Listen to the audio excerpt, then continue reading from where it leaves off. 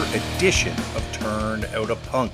I'm your host, Damian Abraham, and once again I'm bringing you a conversation with someone who grew up listening to punk, may or may not still be involved with punk, but had their life changed by the genre in a major way. And today on the show, one of the greatest of all time, one of the most important vocalists ever in punk for my money, like just a true inspiration from the band 7 Seconds. Kevin Seconds is here on the show today, and trust me, this is a good one. Get ready. But first, if you want to get in touch with me, head over to the email address turnedoutapunkpodcast@gmail.com. That is run by my brother and show producer and guest booker extraordinaire, Tristan Abraham, and you'll get the message to me. Tristan also runs a Turned Out a Punk Facebook page and a Turned Out a Punk Instagram page. Both of those can be found Turned Out a Punk on their respective platforms. If you're looking for me, I'm on Twitter and Instagram at Left4Damian. If you want to support the show, the best way to support the show is just by telling your friends about it, letting everyone know that this podcast exists. You can also support it by subscribing to it and rating it on your platform of choice. And thank you to everyone that does do that. I really do appreciate it. You can also support this thing by heading over to patreon.com/turnedoutapunk and checking out some of the stuff that we do over on that thing over there. And speaking of support, this show would not be possible without the kind, loving support of the fine folks at Vans who came aboard a few years ago and said, Damian, we love what you do.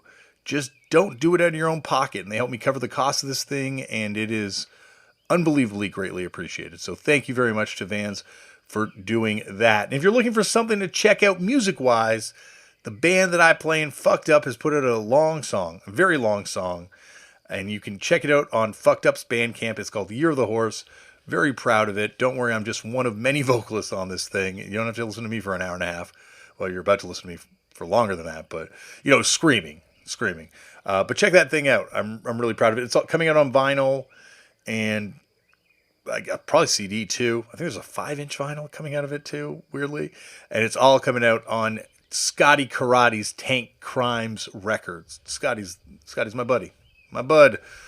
All right, on to today's show. Today on the show, the legend, the god, Kevin Seconds from the band 7 Seconds is here.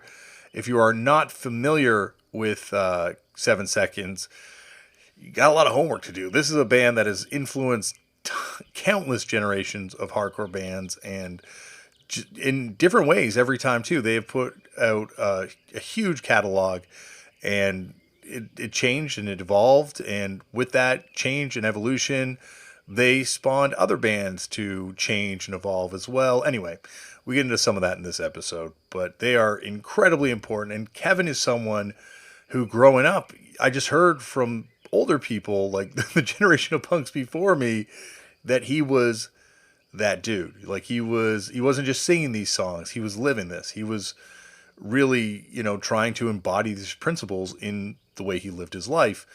I got to meet Kevin years ago, but way after hearing about all these stories, and he lived up to all those expectations and the brief exchange that we had. And then fast forward to here, where he's on the show again, and once again, he just, I had a smile from ear to ear for a few days after recording this, because it just shows you that this isn't just a trend for people. This can be a way of life, and it can be something larger than a sonic. It can be something larger than, a scene. It's just something you carry with you, and I think Kevin is someone who, definitely carries it with him. The incredible debut LP by 7 Seconds. They had some 7 inches before this, but the LP that is just, this record should be in everyone's collection. The Crew has finally been reissued in the deluxe treatment that it deserves by the fine folks at Trust Records Company. It's got a giant booklet. It's, the usual stuff, and then some. It's also got a bonus session in there as well.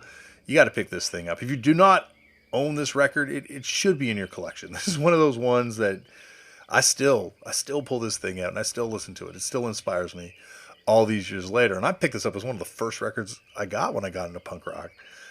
Okay, I'm not going to yammer on, because believe me, we yammer for a lot, in what you're about to hear. Before I do let you go and listen to this episode, I got to say that this thing is dedicated to Ginger Mowat. Ginger Mowat passed away from cancer about a month ago. She was a huge 7 Seconds fan, a huge part of the 7 Seconds family, and also the wife of Troy Mowat, the drummer of 7 Seconds. There is a GoFundMe. If you look up Ginger Mowat on Google, it'll be one of the first things that pops up is this GoFundMe. I could read this whole thing, but it's in loving memory of Ginger Mowat. Also, if you Google that, I'm sure it'll also pop up as well. Contribute some money if you can to help cover some of the funeral expenses. And yeah, my deepest condolences and love to Troy and the 7 Seconds family on the loss. I'm so sorry. All right. Sit back, relax, and enjoy Kevin Seconds on Turned Out a Punk. Kevin, thank you so much for coming on the show. Hey, I'm happy to be here. I love the podcast, and I'm stoked to get a chance to be on the show with you. Well, I really appreciate that, and I felt like I was kind of rushing you on air here a second ago, but it's because there are so many things that I want to talk to you about, because I did tell you this is a huge deal for me. We met briefly years ago at South by Southwest, and I kind of expressed to you, like many other people, how important you and your band are to me. And but I've never really had a chance to hit you with all these questions that I've been ruminating on for years. Well, you weren't a big podcast guy back then, were you? Had you started doing the podcast back when no, played together? I figured, yeah. They weren't recorded at that point. They were more just like, I'm going to corner someone backstage and just pepper them with questions as long as they can take it. And right. Because it was like kind of like, it was like a festival setting, and there wasn't much of a backstage. So there was no appropriate setting for me to really hit you with all this verbal diarrhea that I'm about to hit you with. Okay. Well, I'm ready, man. I'm ready. I'm not afraid. Okay, well, let's start this off the way they all start off, which is, Kevin, how did you get into punk? Do you remember the first time you ever came across the genre? Honestly, growing up in Reno, Nevada, being kind of a rock and roll, hard rock, heavy metal kid, I loved all that music, and I loved I loved reading Cream magazine and Rolling Stone and daydreaming, laying on my bed daydreaming that one day that would be me. But there was always a sense that it was just too unattainable, like the idea you go to a stadium and see a band and, you'd go, wow, that was the most amazing thing ever. And then you'd get home and go, that really kind of sucked. It was like, the sound was terrible and people were blowing pot smoke in my face and you couldn't see the band. And so I think I was just sort of like, I craved something. I was looking for something that I didn't fit in anywhere in high school. I didn't have a tribe, more or less, and I just sort of, I sort of wanted to, I didn't want to be an odd bird. I didn't want to be like a sort of somebody that's, sat on the sidelines and thought, oh, I wish I could be a part of that. So, we were, my family lived in Reno. We were doing pretty poorly. We were living out of a motel room, and I'll spare all the details on that, but it was just, we didn't really have a lot going on. I had just gotten a job at a McDonald's. I think I was 16, and we were sitting around watching our little black and white TV. And there was a thing, this would have been sometime in 77. There was an expose on the British invasion of punk rock. Mm-hmm. Which I had no idea what that meant or anything. And then they showed footage of the Sex Pistols playing on stage, and kids were in the crowd choking each other with safety pins in their cheeks, and they were spitting at Johnny Rotten, and they were spitting back. And they had the lyrics sort of superimposed, like down at the bottom, and it was "God Save the Queen, she ain't no human being." And I felt like I was like watching something, like just watching some movie about space, like Martians, you know what I mean? Like, yeah. I was like, what the fuck is this? And I was obsessed after that. I couldn't get enough. I was like, I want to know more about this. Like, the music sounded good. I loved the fact that the kids were like right up against the stage where the band was like 2 feet away from them. And it just, it resonated with me. I just thought, now, whatever this is, I think I want to investigate. So I spent months trying to, it was all Rolling Stone and Cream magazine. And that's the only, the few times they talk about that stuff. but gradually I started to find out about some people in New York who sold, you could do a mail order thing where they were selling music. It turned out it was like bootleg cassettes, but it was like bootleg live Sex Pistols at the 100 Marquee or the 100 Club, or Yeah. the Damned, the Clash, everybody. And so I was just like, whatever money I was making, from my little shitty McDonald's, I think I was making $2.85 an hour or something like that. I just I give my mom a little money to help out with things, and then the rest of it went into music. And that was what I was buying, these like shitty recorded cassettes of the Pistols, like in clubs, and the Jam and the Damned and the Clash and everything. And I just I couldn't get enough. I just felt like I related, even though this was all coming out of England. And then shortly thereafter, I'd heard the Ramones, and I was like, okay, I think I'm done. I think this is it.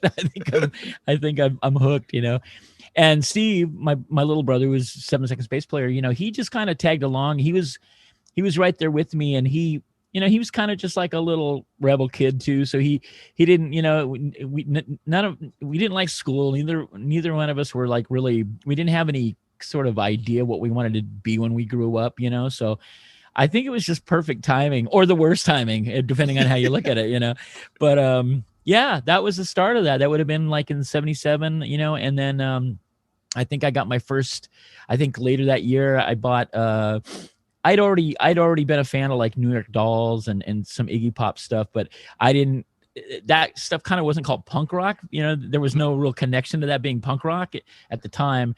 But and then I remember buying I found that X-Ray Spec 7-inch, Oh Bondi Jump Yours, and I was like, that just blew my mind. It was a woman singer, out of tune fucking saxophone, just Yeah. just right in your face. It was incredible, and that just that really sparked the idea of, between me and my brother especially, of wanting to start a band, because it sounded like music we could play, and that, like, being a kid that grew up with Led Zeppelin, Deep Purple, Black Sabbath, that stuff I love. I still love it, but I just didn't feel like I really could ever be that good, and it was out of my hands. But punk rock, I was like, it's a little more manageable. I think I can do this. So yeah, that was kind of the start. So 78, we by the middle of summer of 78, we tried to start bands. We were trying to find drummers in Reno, and it was all like rock, top 40 jazz, and nobody even knew what we said. We put an ad out saying punk rock, looking for punk rock musicians, and just crickets. Nobody knew what the hell we were even talking about. So it took us a while, but we finally found somebody. Where were you kind of getting into the hard rock stuff from? Was it like, were you hearing it on the radio? Was there like a radio station that was playing this stuff that kind of led you to Cream, or? No, I mean, my mom, my mom was amazing. She was kind of a, she was a hippie in the 60s, went to Berkeley, was very, liberal, very involved. So, social, activist, she was pretty hip, and she loved everything from, I mean, growing up, she was always playing, she always went out and bought singles. So she was always buying whatever was top 40, So I remember hearing, Fifth Dimension or the Stones, the Beatles, or whatever. Yeah. And then she also had an amazing collection. She had jazz, she had a crazy jazz stuff, Motown. She loved, Ema Sumac, like, I don't know how many octave range singer, like just crazy shit, Yeah. like, and she also loved, Jimi Hendrix and the Doors and bands like that. So I would just listen to her stuff. And, I wanted, like, all my friends rebelled against their parents. They hated their parents because they listened to like old people music, but my mom listened to cooler music than I did. So I couldn't, I couldn't really rebel. So yeah, she kind of turned me on to it. And then, just as far as like the heavier, like Deep Purple and bands like that, I think it was just, knowing a couple kids at school that would, I remember I think the first real hard rock band I got into was Grand Funk Railroad. I remember they were just like, a friend of mine was like, check these guys out, and I remember just sitting around in his room. He had just started to smoke pot, and he was trying to get me to smoke pot. And I didn't really want to, because I thought I was going to get addicted, and I was going to, so I would put it off as long as I could, but I wanted to go over to his house because he had great records, And so I would go through this whole thing for weeks of just like, yeah, nah, I don't feel very good. No, I got a headache. Finally I gave in. I was like, all right, I'll try it, and it didn't really do much for me. So it wasn't a big deal, but yeah, I just, he was the first person that turned me on to Black Sabbath and, like just a lot of the hard rock stuff from the 70s, Deep Purple, Black Sabbath. I don't know. I'm blanking out right now, but anybody you can think of from the 70s pretty much. Well, like, where were you hearing like that New York Dolls and the Stooges stuff? Because even at that point, that stuff was like really hard to come by in terms of physical copies, right? It's out of print. Yeah, that was the New York Dolls I saw on, there was a show in America called Midnight. I'm sorry. Midnight Special? Midnight Special. Yeah, thank you. Yeah. Yeah. And also another one called Don Kirshner's Rock Concert. Absolutely. On Friday nights. And I lived for that. I mean, it was like pretty much anybody, unless it was like the Eagles or, when disco first started, that was kind of a bummer. But yeah, they were playing, they'd have this Dolls come on and play. I think I got into the Dolls. Actually, a friend of ours that lived in this apartment complex we lived in turned me on to the MC5, and I thought this is crazy stuff, because I knew it was like just crazy political, like left wing, just crazy stuff. But I didn't know enough about politics. I didn't get it really. I liked the music, but I was like, yeah, I was, But the Dolls were cool because I loved Alice Cooper. Eventually, when Kiss came along, I loved Kiss. I loved the theatrical thing, and the Dolls were great because they just had this.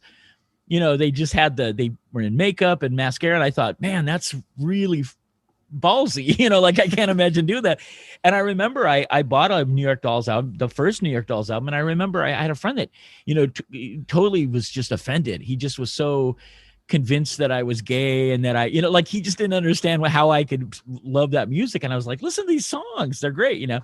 And that was kind of, that was definitely pre-punk, it was like before everything was kind of being called punk rock or whatever. But yeah, I think the MC5 and Iggy was, I didn't really get into Iggy until a little later. I think I actually started getting more into I got on the Pistols, and I remember hearing No Fun, and I was like, oh yeah, that's an Iggy and the Stooges song or whatever.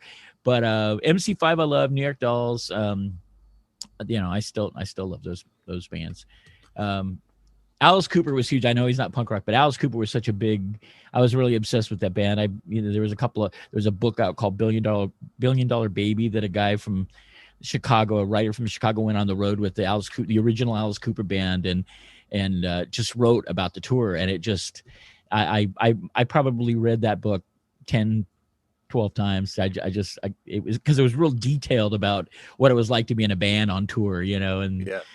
So. Well, it's also Alice Cooper, like, obviously certainly not capital P punk rock, but like it does have that kind of aggression. It's that Detroit rock and roll, I guess, by way of Phoenix, but it's awesome. Like I'm a big fan too. But and I wanted to ask you actually about Kiss and certainly with Alice Cooper and the New York Dolls, like makeup is obviously such a huge component of face makeup.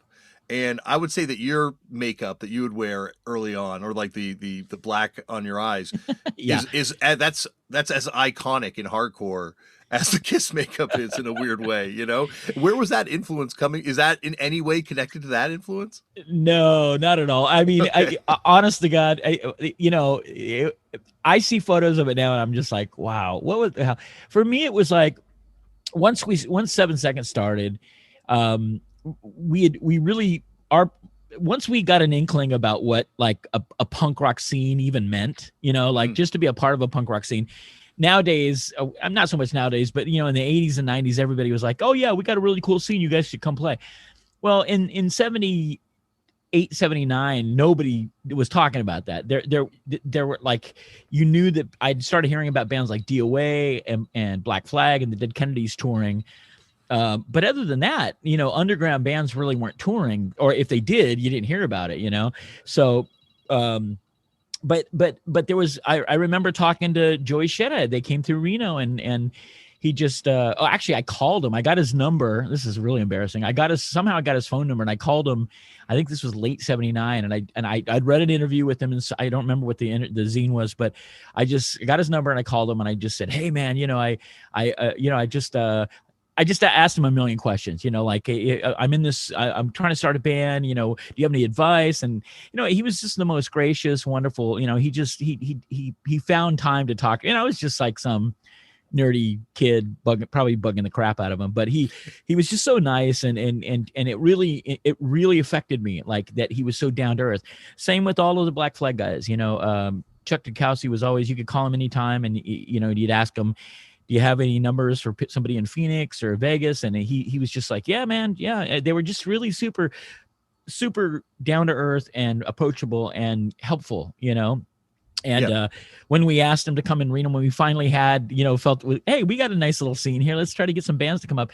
DOA were the first band that said, yep, sure. What can you pay us? And we're like, can we pay you $100? Okay, we'll be there. You know what I mean? It was just like no contracts, no nothing. It was like, yeah, we're heading down to San Francisco. We got a Wednesday open. We'll come and play Reno, And so that was huge for a bunch of kids that were kind of like, living in this real super conservative, just boring hellhole, like no culture. It was all about just gambling and drinking and which, is fine if you're into that. But when you're like, 19, 18, it's just like, it's kind of a bummer, that's like that. Yeah. This is what we have to look forward to. Jesus, Well, so. And it's been a bummer for kids for generations all over the world. And that's why these songs, still resonate. Like these songs that you wrote as a teenager still have impact with kids like all over the world. And there's so much stuff from that time period that would have come out that just feels so dated compared to these things that you're writing as like a kid, like a lot of the contemporary pop music that would have come out around then. Right. Feels like ancient compared to the stuff that you're doing, and I guess it's just because it's so real. Well, thank you. I hope so. I can't. I don't know. I can't tell. People will say these really amazing things about the band, and I'm still floored by it. I still feel like it. Not surprised, and I don't feel like we don't deserve accolades. I just. For us, I think it was just preservation. We needed to do this. We needed to get out and say the things we were saying. And I wanted to, I didn't want to, I guess I wasn't a rule breaker so much as I just didn't want to follow the rules that I just didn't, I thought they were so, ridiculous. And I didn't really want to fit in anywhere unless I could find a place and just make that my place, and I learned that early on, but I didn't quite know what beyond that, what to do after that, so it for me, up until kind of getting into punk rock, and for me, it was like, well, what I'll do is I'll work at McDonald's, maybe I'll become a manager, I'll start making money, maybe I'll get a better job. And then, but once I turn 18, hopefully my family is doing okay and I can just get the fuck out of here, move back to California, because that's where I grew up. And I just thought, well, maybe it's just a wait it out and get back to California, and then whatever I'm going to do, I could do. But with punk rock, it helped me survive. It gave me something to look forward to every day. I'd go to these shitty jobs and I'd just have like, Tommy Gunn from the Clash ringing in my head, or Judy is a Punk or whatever. And it helped me. It got me through the day, and it got me through just a really dreary, shitty time, and I couldn't really, that helped me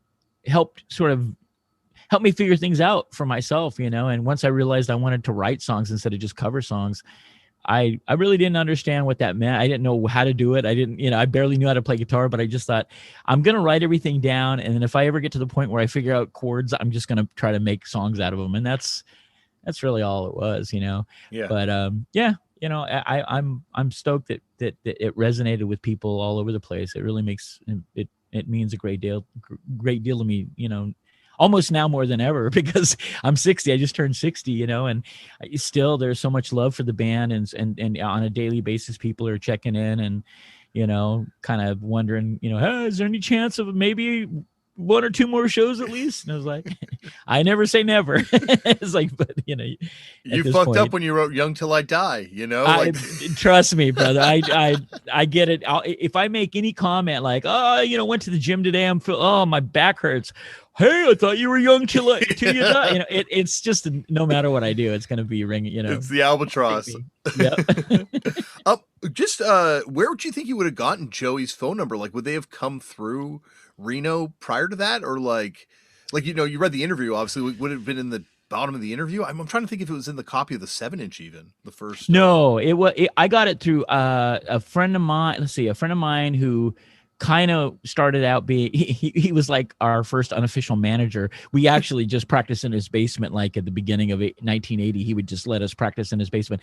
He also had this massive collection and he let us come over and just listen all night long, and we could tape. I was taping stuff up. But he was really into. I think he had a zine. Now that I think about it, I can't remember. Mm-hmm. But he knew Ken Lester, who was DOA's manager forever, who I believe passed away kind of recently. But he knew Ken Lester somehow, and he somehow managed to get his phone number, and I think I just got it off him. It was we used to do that all the time. We used to get my brother called Iggy Pop's dad, and we got the phone number of like Patricia Morrison, who was then in the Bags and the LA band, the Bags, and Pat Bagg, and we just had the biggest crush on her. We loved the Bags, and so somehow my brother got the number, and so I kind of started a fanzine and I would convince my little brother had more balls than me, so I just say, you do the interview, and so he do the interview. So we've got great. I just found a bunch of cassettes of my little 12-year-old brother interviewing like Chip Kinman from the Dills and Pat Bagg, and just, and Joey Shedhead was one of the first people who said, yeah, I'll do the interview. So once I had talked to him on the phone, I kind of lied and said, well, we have a fanzine. Can I call you back and do an interview? And he's like, yeah, sure. Why not? So finally we actually called him and asked him, probably 2 hours of questions, but that you have to put out as a podcast, like these old interviews. I know I've been trying to figure out a way to do something like that where I could just, all of these fun found audio bits that I've got, just somehow put them out there. I've done that. I even kind of restarted my old SoundCloud account just to put it up there and then share it on social media, because there's just some really funny things, and I mean, the diehards would love it, not everybody would even understand it, but it's I've spent some time trying to just clean them up digitally, get them, digitizing everything and getting them all kind of cleaned up, because it's all on just really poorly treated cassettes that have sat in a box or a Tupperware container for the last however many years. So did you interview Iggy Pop's dad, or did your brother interview Iggy Pop's dad? Well, yeah, so I don't know, and don't even ask me how we got the number. We I think my brother just looked in it was, I don't think they lived in, I think Ann Arbor. I think they lived in Ann Arbor. Yeah. We knew that Iggy's last name was, we knew that his name was James Osterberg. So my brother found a James Osterberg, called him, and it turned out, and I think his dad was a teacher or something. I don't remember what it was, but called him, and it's the greatest thing ever. It's my brother he sounded like a really young girl. He's like, is Iggy there? And then the guy goes, who?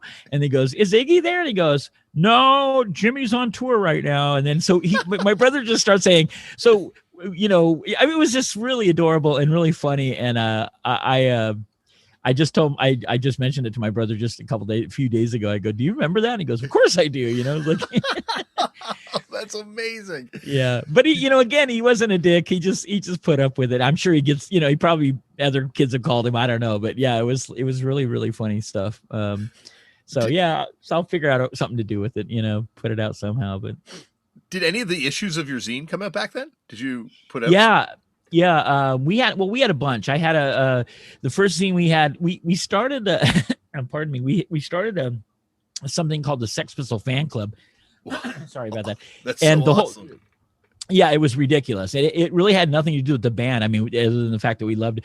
But the reason that we did it was because we were trying to get local radio to play anything from the Sex Pistols, and they just wouldn't. And so we found a guy in the local kind of just the rock station, and there was a guy named Bruce Van Dyke. He was the DJ there, and he was super nice. He'd always talk to us on the phone, and he had a little bit of an idea about what punk rock, and we'd say, could you just sneak in, like we'd say, like we swear this song doesn't have any curse words, and he'd be like, well, I have to talk to my program, my man, music director, whatever. So we finally got him, I think, to play. I might have been Pretty Vacant or something, But the way we thought, if we had a fan club and we'd go down to the local, there was a supermarket that had one of those self-serve copy machines. And this is back when, it was just, it smelled really toxic, and you could rub the paper right after and it would come right off in your hands. Yeah. And we just made these fake flyers, and we just took a bunch of cutout stuff from like Cream Magazine and wherever we, old enemies or whatever of just the Pistols, and then we put Sex Pistol Fan Club, and then we put our phone number. And at the time, my brother and I still lived at home with my mom, and so we would post those around town just so that we could maybe get calls from somebody who loved the Pistols, or so we'd have friends and we could talk to them about it, and no one ever called. Like, not one person called. I was like, I would have called if I'd see a flyer like that and be like, I'm gonna give these guys a call. I got to see what's going on here. But Bruce Van Dyke, the DJ, was like really nice to us, and he'd talk about us on the air. And then, he just when Sid died, we begged him to do a Sid Vicious tribute, and I still have that on tape somewhere. He's like, well, the Sex Pistols fan club just gave me the sad news, and it was really this just crock of shit, but it got us. I got our foot in whatever door we were trying to get in. It was really just to get local music or locals to just acknowledge punk rock, because there just wasn't anything at all. You couldn't find it anywhere. So that kind of helped us. And then we got this guy, a guy named Carl Nesbitt, who was like just a college DJ. And we convinced him to have a new wave night kind of thing. And so we would literally bring records down. He'd sneak us through the back door, let us bring our records in, and then we'd have to get out because he couldn't have people in the station while he was there. And he'd play music that we'd, Sham 69 and what, we'd always try to find whatever song so that he wouldn't get in trouble with, cuss words or whatever. But yeah. So that kind of helped out a little bit, but that's so awesome. So ridiculous. The whole thing was just anything to try to get music, the punk rock music. And then the Ramones came to town, and this would have been like 1978. They were opening for Eddie Money. And we heard it on the radio, and I just said, "There's no way that can't be true. There's no way the Ramones are playing with Eddie Money, And so I called the station. I'm like, "Did you just say that the Ramones are opening?" I was like, "Are you sure it's the Ramones from New York?" And they're like, "Yeah, it's the fucking Ramones." So that was the start of what really started to become like the sense that it was a scene, because all of the kids at the show, all of the kids that were standing in line in the front of the line, were all there for the Ramones. There was like 20 of us basically. Mm-hmm. And we were all there for the Ramones. And the rest of it, back then, Eddie Money was like kind of a top 40 guy with 2 tickets to Paradise. And so he was kind of like all these little kind of teeny bopper young girls that were there for Eddie Money. So it was there. We were all talking like, where are you from? Like, what do you listen to? And we all kind of was like, we were all like, okay, so we have people here that like the music we like, and so that was kind of the beginning. Everybody that was there ended up being a pretty vital part of whatever little underground scene Reno had for a number of years, and that was kind of the start of it. That's when we kind of knew that we had something to build on, I guess, So. Well, Kid Congo Powers, when he was on, was talking about how he set up the Ramones fan club in very much the same sort of way in LA. Uh-huh. and like in Michael Alago, when he was on, kind of did the same thing with the Dead Boys in New York. So you kind of get the sense that punk rock. That's amazing. Yeah, like it's like this place where all these kids that are like obsessed with rock and roll and have this sort of fandom are going, and eventually all these people wind up doing incredible things for music and culture in general. But It's awesome that all you guys are kind of like just trying to find any way in to support this thing that you believe in. Yeah, and it, I think about it now, and I think, God, if I was young, would I be like that now? Like, would you have? Because like I always say, had we had the internet back then, who knows what the fuck we would, who knows where we'd be now? Like there was just. But I also think that because it was such a mysterious thing, and there was just you couldn't immediately get to know anything about a band. You'd really have to. I mean, I suppose if you lived in LA, you could, or you lived in New York. But if you were in the Midwest, or if you were in Reno, or in just a smaller town in any part of the world, with no media, very little culture, you really had to search it out, and.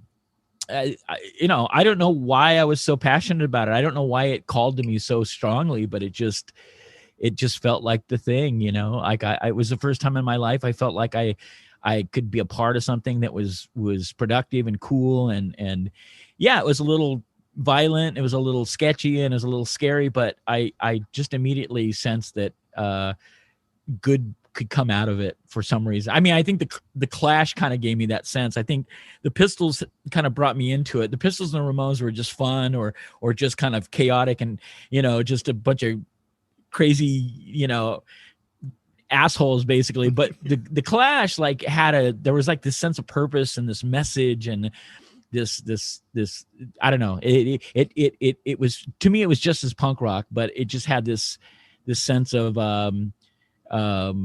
I don't know, just the social aspects of it really I related to that more than I did like talking about the Queen or beating somebody with a baseball bat, beating on the brat with a baseball bat. But that was it all of it was I fell in love with it, like and then I'd hear like popular stuff like Generation X or the Buzzcocks, and that was even a whole other limb to go on, to climb on, and so the whole thing was just so terribly exciting, and just I loved it all, and I just couldn't stop thinking about it. I was so completely overwhelmed by the whole thing. I threw away records I wish I'd kill to have now, but just all my old rock and roll records I just got rid of. I felt like it was sacrilegious to have them in the same fucking room as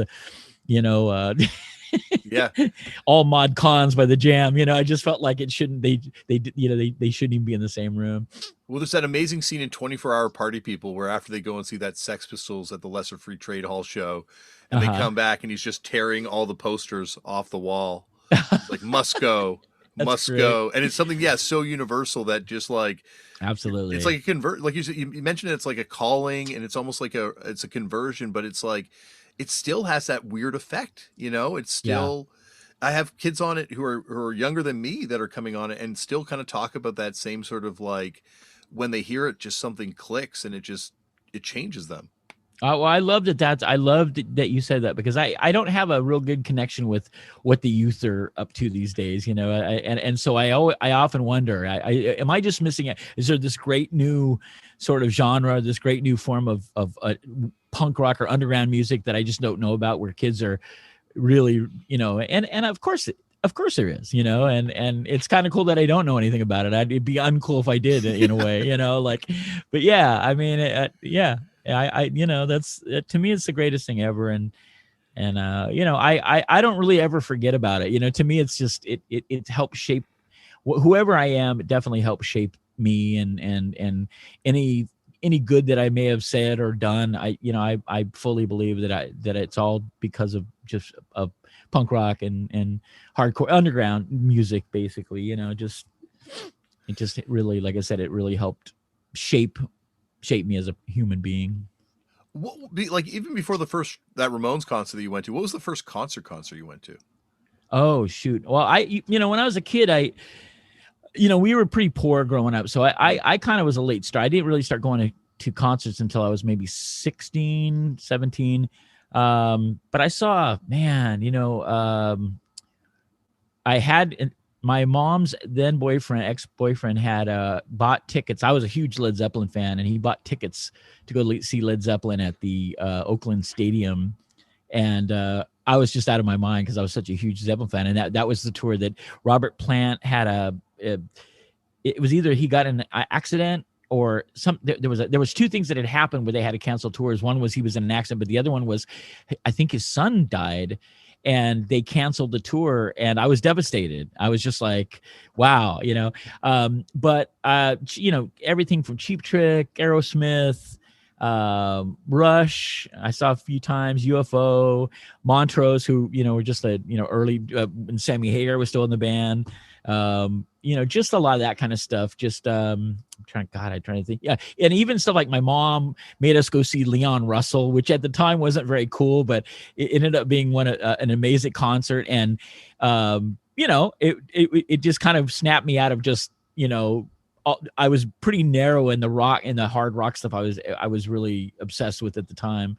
But I would go anytime. I would go anytime. I had a friend that was there weren't a lot of concerts in Reno at the time, so we'd have to drive down to Sacramento or drive down to the Bay Area, and see, you know, there were a lot back then. They had the Day in the Green concerts, which were like an all day thing, just, you know, 7, 8 bands, you know, and it'd be anything from like, you know, Foreigner, Jefferson Starship, whatever it was, you know. So, and back then, you know, it was funny. I remember thinking like $7, $6, $7 ticket. That was like, oh my God, can we afford this? You know, like, is this something we want to invest in? You know?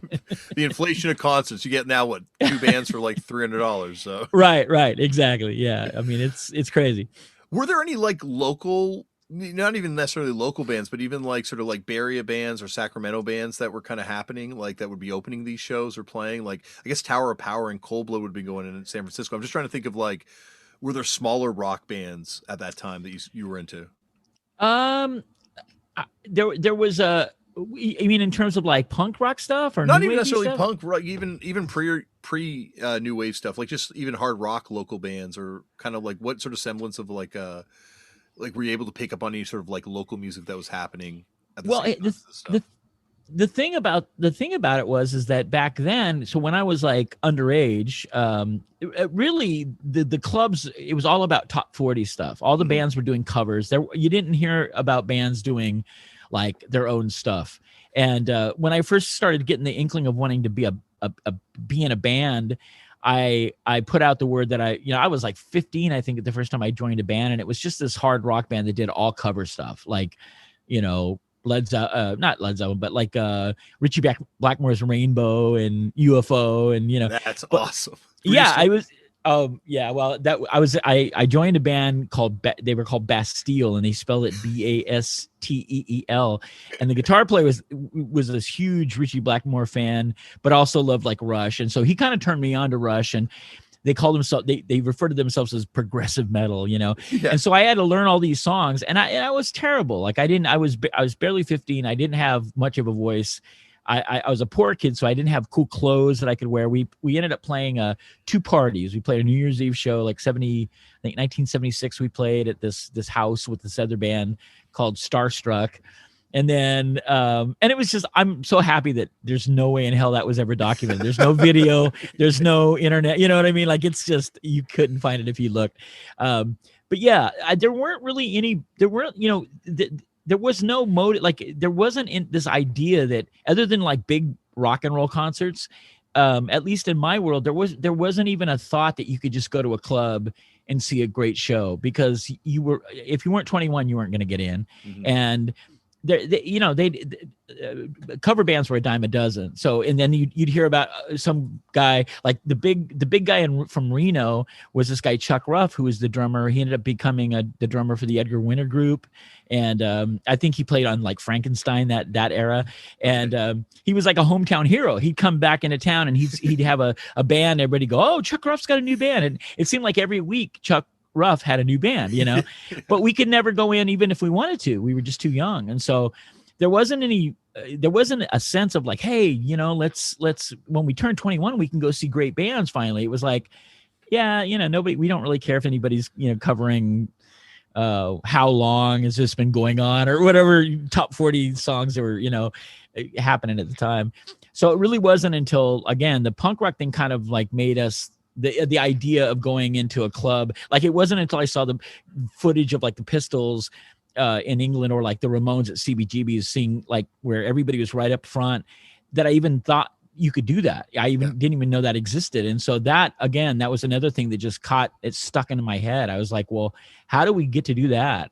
And of course, we learned you just go badger some guy that owns a bar that's doing shitty, and you just go, "Can we? Would you let us come in and do a Saturday afternoon deal or a Sunday afternoon deal?" And that's kind of what we did. I hit up every bar in town and VFW hall. You know, I found out you could rent a VFW hall for like $50, and so that really helped. So once we started to get out of town bands interested, that's the first thing we did. We just started renting out halls. We also started our own venue called the Rad House in the summer of '80. It was a converted garage that behind a big house that a bunch of people lived in, and the people that moved into the main house, before they moved into that house, they were letting 7 Seconds very early on, like early, you know, the January, February, March of '80.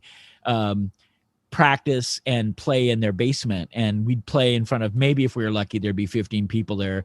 It was mostly like Rocky Horror Picture Show fans, or just the other freaks in the city, like the few freaks that there were. And then when they moved into this other big house, they said, hey, we got this back house, do what you guys want if you want to convert it. So we fucking covered it in graffiti, put up a bunch of egg cartons, built a stage, and we turned it into a venue called the Rat House. It's like the worst part of Reno, like the worst neighborhood at the time.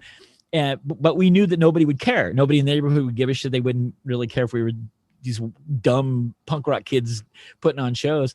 And then 7 Seconds played 2 shows, and they went really well. And then we invited DOA the first time, and they said, yeah, we'll do it. And DOA Young Canadians came through, played at the Rat House. I had no idea Young Canadians did a tour of the U.S. That's amazing. Yeah, it was brilliant. And Zippy Pinhead was in a band called Los Populeros. He was roadieing for him, and they ended up hanging. They loved Reno because they could come and drink for cheap, drink all night long, and gamble. And food was cheap at the casinos. You could pay $1 and get a full meal, and it was just, everything was like, they loved that part of it. Yeah.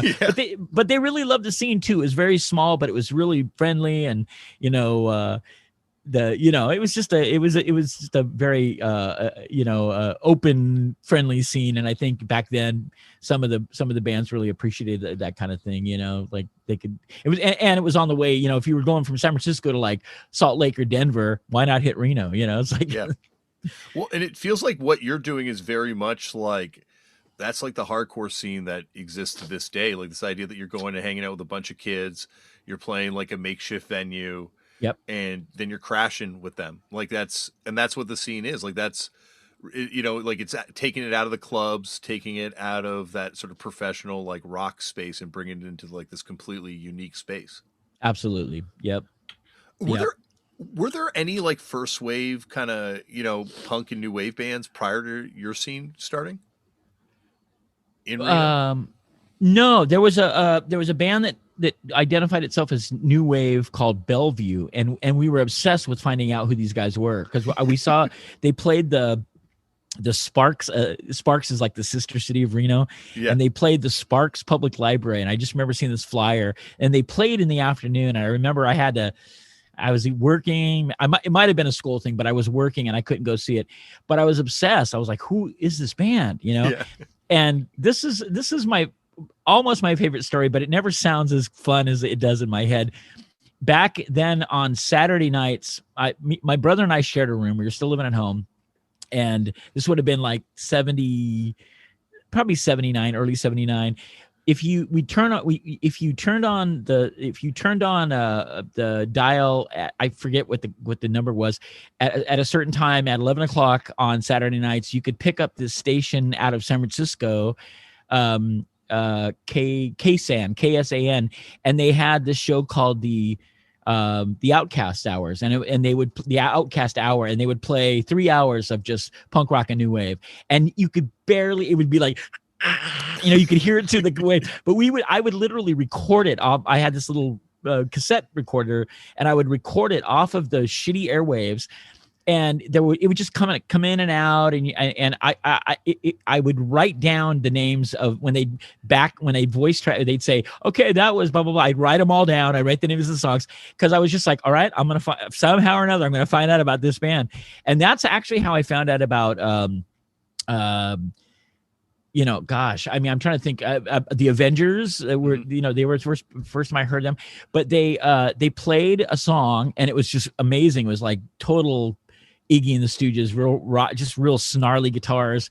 And they said, all right, that's a band from Reno called Bellevue. That's a song called Horrible Herbie. And my brother and I just said, what did he just say? Did he just say from Reno? So that was the start of our fascination with this just elusive band called Bellevue. And so we eventually met the guitar player, Jim Diedrichson, and it was he and his brother Mark. It was a bass player, and then their drummer was John Bell, who was ended up becoming at least in the first couple of years, the early. He built a studio in his house. He had a 4-track studio set up in his house, and he would actually his wife and his daughter would go away, and he'd use his daughter's bedroom for to do vocal tracking. So we recorded 7 Seconds recorded our first 2 EPs there. The Rex recorded there, the Section 8, any of the bands that came out of Reno, kind of recorded there. And John Bell was the drummer for Bellevue. So when we finally met them, and I don't remember how we met them, but I remember just badgering them. I'm like, are you guys, you guys want to play shows? And they had just broken up, and we're like, no, you can't do this. So they were a little more new wave, but it was definitely more influenced by like I said, the Stooges, and they were more kind of a rock punk thing as opposed to a punk rock thing. Mm-hmm. But they were a really great band, and we convinced them to get back together, and we played a few shows together. By then they'd added a singer who I never thought was that great, but when they were a trio, they were just amazing. And nobody in the world knows who they are. Like if you do a Google search for Bellevue, you nothing, you know what I mean? It's like, and I know Jim Diedrichsen he played guitar with 7 Seconds one summer, but he ended up passing away. And I think the other 2 guys are still around, but yeah, that was the only thing we heard that was kind of like remotely cool coming out of Reno before we did. I mean, it's sort of assumed that, because we started in 80 and started recording and playing and going out, and that we were sort of the first band. I mean, we, and technically we were the first definitely the first like hardcore punk rock band out of Reno, but we, and the first band to kind of have an idea of like the scene, and let's build a scene, I think Bellevue they were slightly older, and they were just kind of what they were, I think they were more into doing covers of like, MC5 covers and that stuff. But the originals that they had were really good. And I always wonder if there's got to be recordings somewhere of them, on some old reel tape or something that I really should look into it, because they were pretty great. Yeah, because they would have had to have sent that tape up to that radio station, right? Yeah, and it was recorded well. John early on had a real good feel for. With limited equipment, he just knew how to get everybody into one room, and it was always like we got one take of each song, and then we got to go back and do all the vocals, and we would just get all our friends to come in, and there'd be 14 people in this little girls' room in one microphone. Nobody had headphones. I would guide them with my hands, like I had the headphones, and I'd be like, all right, 1, 2, 3, blah blah, whatever we were singing, Yeah. And so he really had it down and stuff. But yeah, it was just Bellevue just never got out there. So the shows you mentioned at the venue you guys started, was that before or after you guys had played with the Zeros? Our second show ever was with the Zeros. That was at a club called the Townhouse, which was basically just an old biker bar. And my brother, who was 14, I think, went in. Don't even ask me. I have no idea where he would even have anyway, he went in and he convinced the owner of the bar to let us come in and do all ages shows, a couple of them. So we did March 2nd, 1980. We came in and we opened for a local band who billed themselves as new wave, but they were really just like George Thorogood and the Delaware Destroyer. It was more of that kind of stuff, kind of a blues rock thing, but they called themselves new wave, called the Mick Evans Band. And we opened, and we mostly had originals, but we were still covering, like, I think we covered Problems by the Sex Pistols, and we covered like Borstal Breakout from Sham, and we did Pills, New York Dolls. That's awesome. No, it wasn't. I got the cassette. And it's really bad. And we were just so, thrilled to be on a stage. And I mean, it was such a big deal for Reno that the local news came out for it and interviewed people. Like Punk had hit, Reno, and there was a local talk guy either the following Monday was, and like, there's just no place for punk rock in Reno. Like, it was everything that we wanted. It was all the things that we wanted. We couldn't have set that up ourselves, but that was really and then the following week, the March 2nd was the first, March 9th was the second one. And we got invited to open for the Zeros, which by then we had been, I still think the Zeros are one of the greatest bands ever. Absolutely. And that's a perfect example of a band that just, not only were they great, but they were all just, they hung out with everybody in the parking lot. They went out and ate with us afterwards.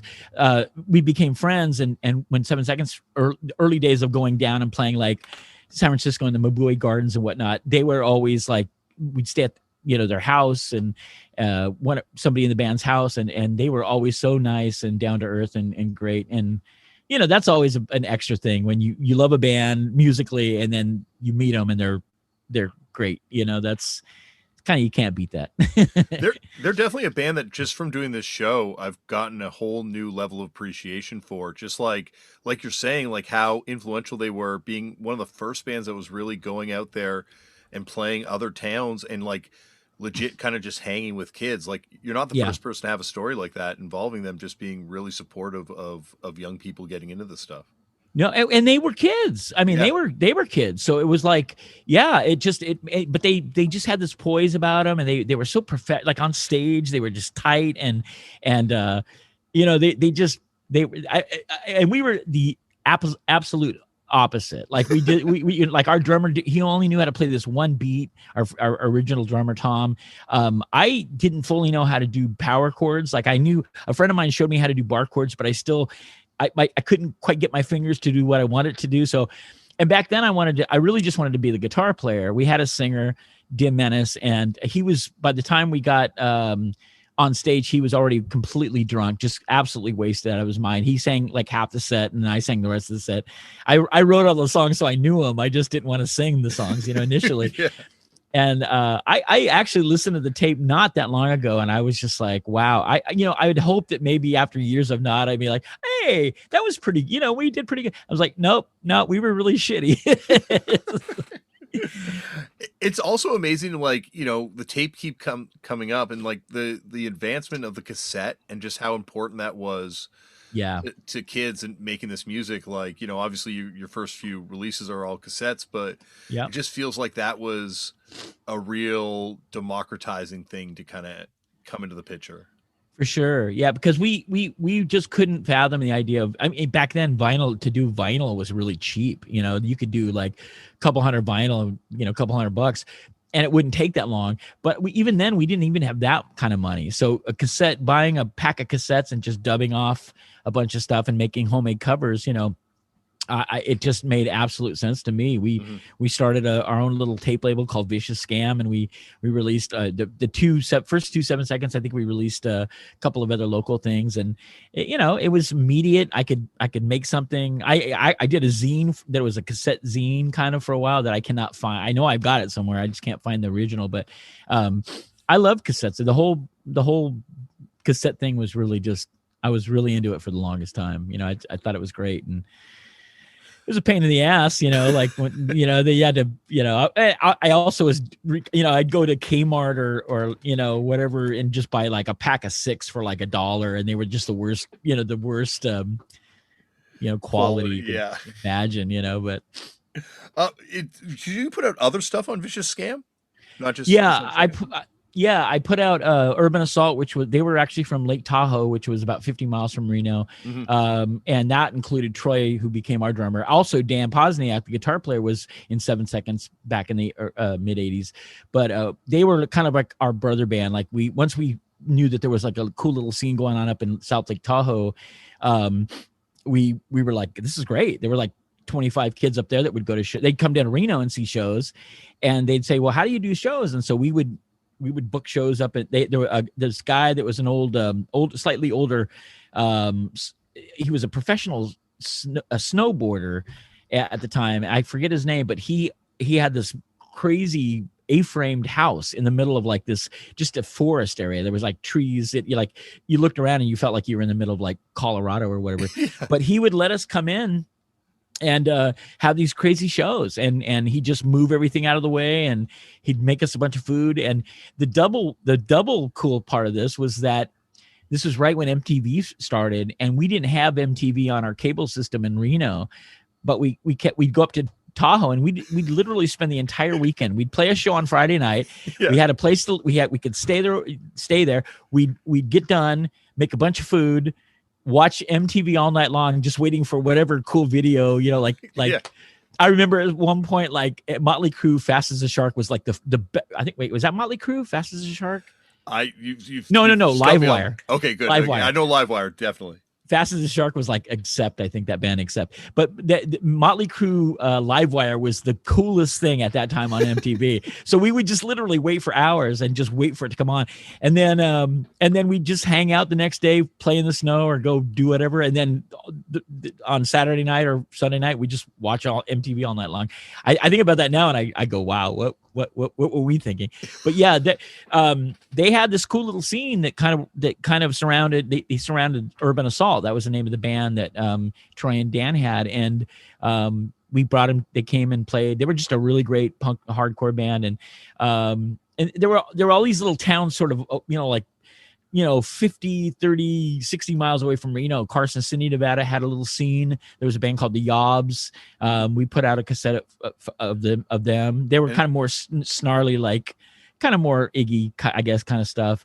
The Rex kind of were on their own. They put out, I recorded their first demo, but I don't think they released that. And then they went in with John, the guy from Bellevue, and they recorded in his studio and they put out their own thing. But everybody was kind of, there was just this kind of cool little, we were all just misfits in this really shitty part of the world, and it just meant so much for us all to combine our efforts and try to do whatever we could. So if anybody was doing a tape label or a zine, everybody gathered, rallied, and whatever we needed, whatever help we could provide, we'd do it. And the same with, the putting on shows. That was just like,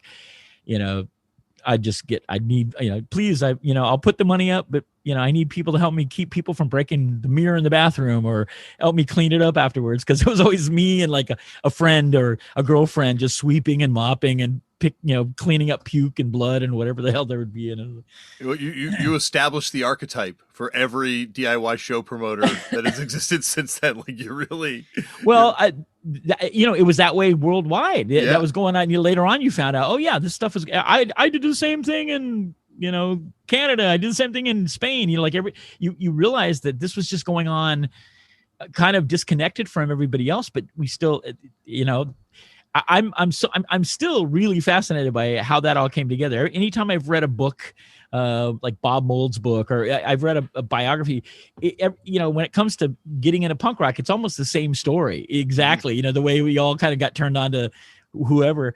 And I love it. I just think it was the greatest thing. And I think knowing that just felt like, again, if you were just a kind of just a weirdo that didn't fit anywhere, it just felt like, wow, cool. I think I found a tribe finally, I found my people. I don't know.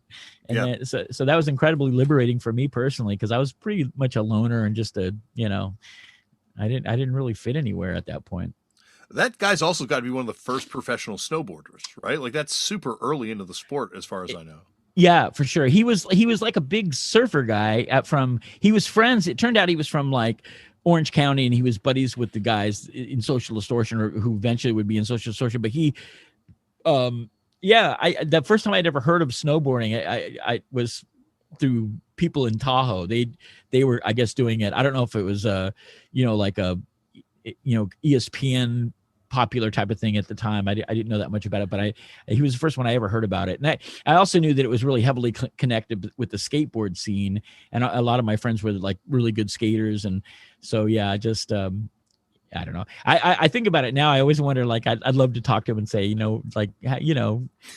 like what were you thinking? He would just drink and he'd sit out. He didn't really care. It was like, I think his parents owned the A-framed house. And, I just think he was excited to have people, weird freaks over, and there were cute girls there. And I'm sure it was all, just a kind of a fun weekend.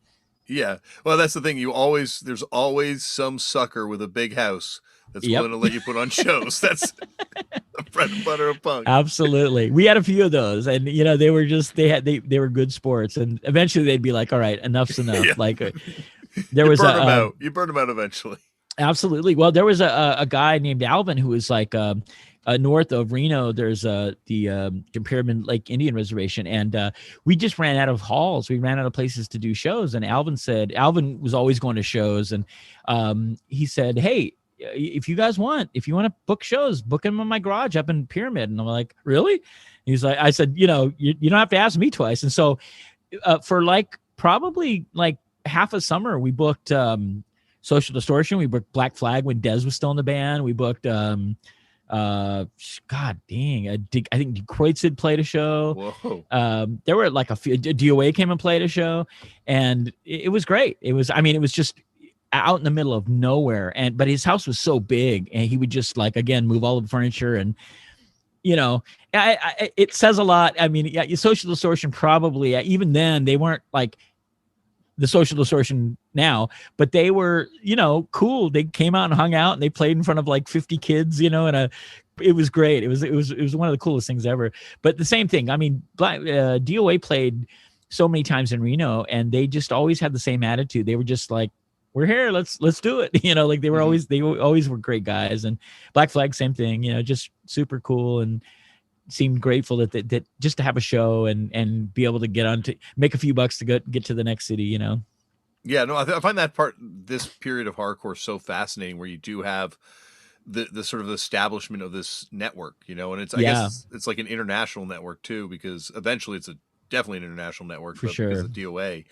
It's so awesome that, like, it's all you guys changing numbers and exchanging numbers and just literally building a scene.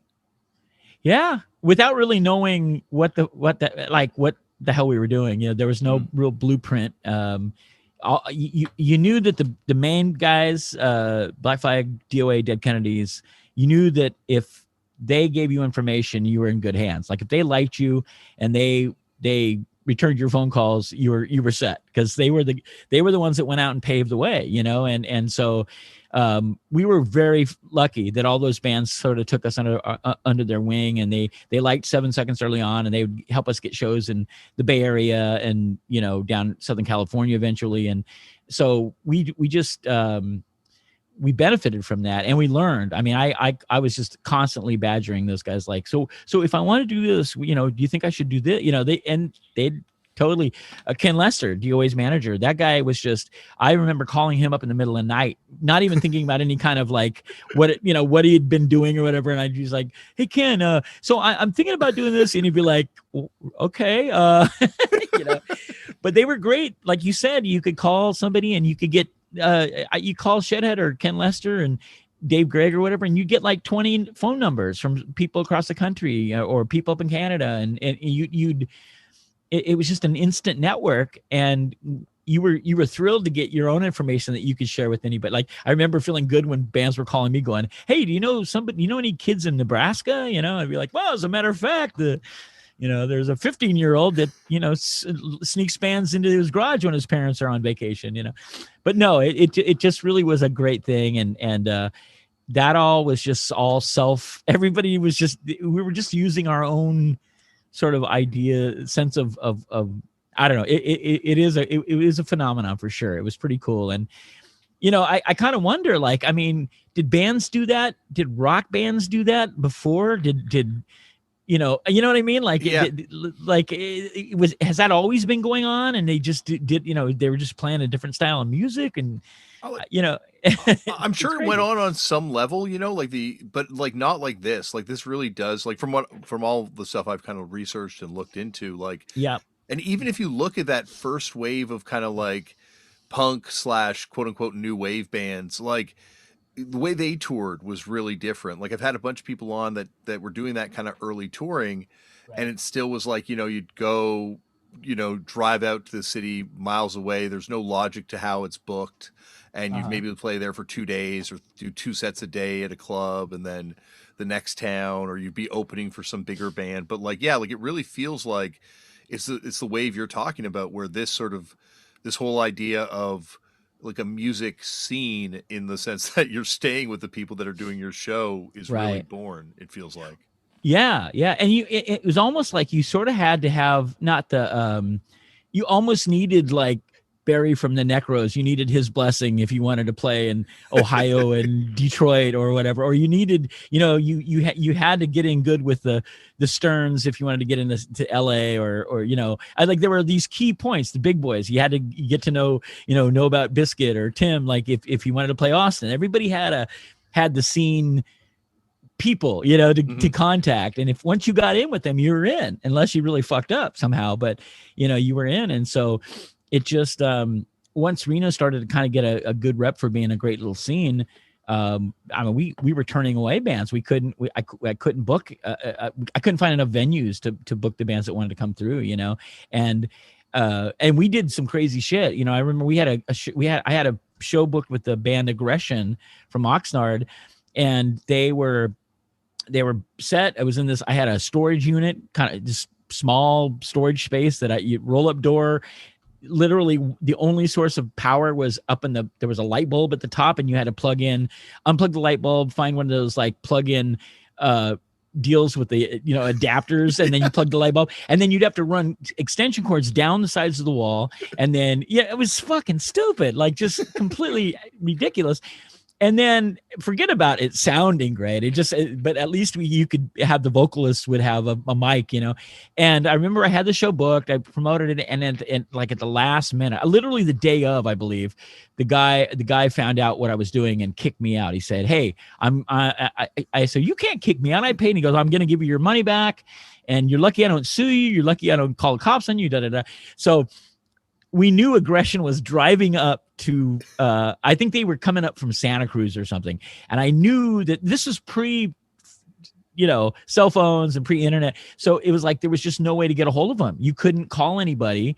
Yeah. You couldn't call anybody in the band. So I said, I don't know what to do. Like, they're coming up and they're going to be bummed. So I remember me and like 3 other friends were just down at this little town square in the middle of downtown Reno. There's this little area, mostly like a lot of the skateboarders would go down there and do tricks. And we were just sitting there, and I happened to look down, and I saw this little weird kind of a plate on the ground. And then I saw plug in, and I was like, shit, what if we just like set it? What do you think? Like, can we set it up? You think? And then we're like, well, we know the cops are going to come. It's just a matter of, and then I was like, I was trying to imagine like 7 seconds. If we came into a town, I was like, would we do it? And I was like, of course we'd do it. Of course we'd do it, So I was like, all right, well, at least we have that. Not even knowing whether the outlet even worked or not, And then luckily my friend Ron said, hey, fuck it. He goes, let's do it in my apartment. And I was like, you want to have Aggression play in your apartment? He goes, yeah, why not? He literally lived in an apartment complex, like an 8-unit complex. He lived on the bottom floor, tiny, like a 2-bedroom apartment. And I said, if you're into it, and the band gets into town, they say so sure as shit, Aggression came in, and the bill was like 7 seconds. And Aggression got there. We explained the details. I said, look, if you guys don't want to do this, I'll take a collection and I'll get you guys at least gas money. And they're like, hey, we're here, let's do it. So we're like, all right. So I just said, why don't you guys play, and then if it doesn't matter if we play or not, and I'll get a bunch of money so that you guys will make some money. They played about 6 songs, and then the cops must have pounded on the door like for 10 minutes before we opened it, and then they stopped, and it was just furious, like a bunch of different like billy clubs hitting the the door and the window. And I opened the door, and the first cop I looked at, he goes, what in the fuck do you guys think you're doing? And we're like, we had some friends, and da-da-da-da. And he goes, I get it, but you got to stop this right now. Like we've had like 10 complaints in the last 20 minutes, So it was really funny. It was just, but that's the kind of shit you did because you were stupid and you didn't know any better, really, like. I got to see photos from this show. This thing sounds amazing. I wish I did have a recording of it, and I probably do on some shitty 99-cent cassette that isn't labeled, but I did record it. I had this little weird portable recorder that it had one little microphone built in, and I used to sneak into I'd go down to San Francisco, and I've got this amazing recording of like it was Dead Kennedys and the Plugs and the Alley Cats playing it at this big hall, 10th Street Hall, and I recorded the whole thing. I just stuck it down my pants, and it came out really good. I've got the Go-Go's kind of just at the height of them kind of becoming a big deal. They hadn't even recorded a full length album yet, and they played and they were amazing. And that's awesome. Just crazy shows. And so I would record local shows. And they sounded pretty good. I mean, it was, I'm sure they don't sound good now, but yeah. Well, I got just for historical, because that period of the Go-Go's that you're talking about, like that's amazing. Before that first LP comes out, when they still have like kind of like the punk songs still in the set. Like it was kind of like they were really surfy, they had this whole surf thing.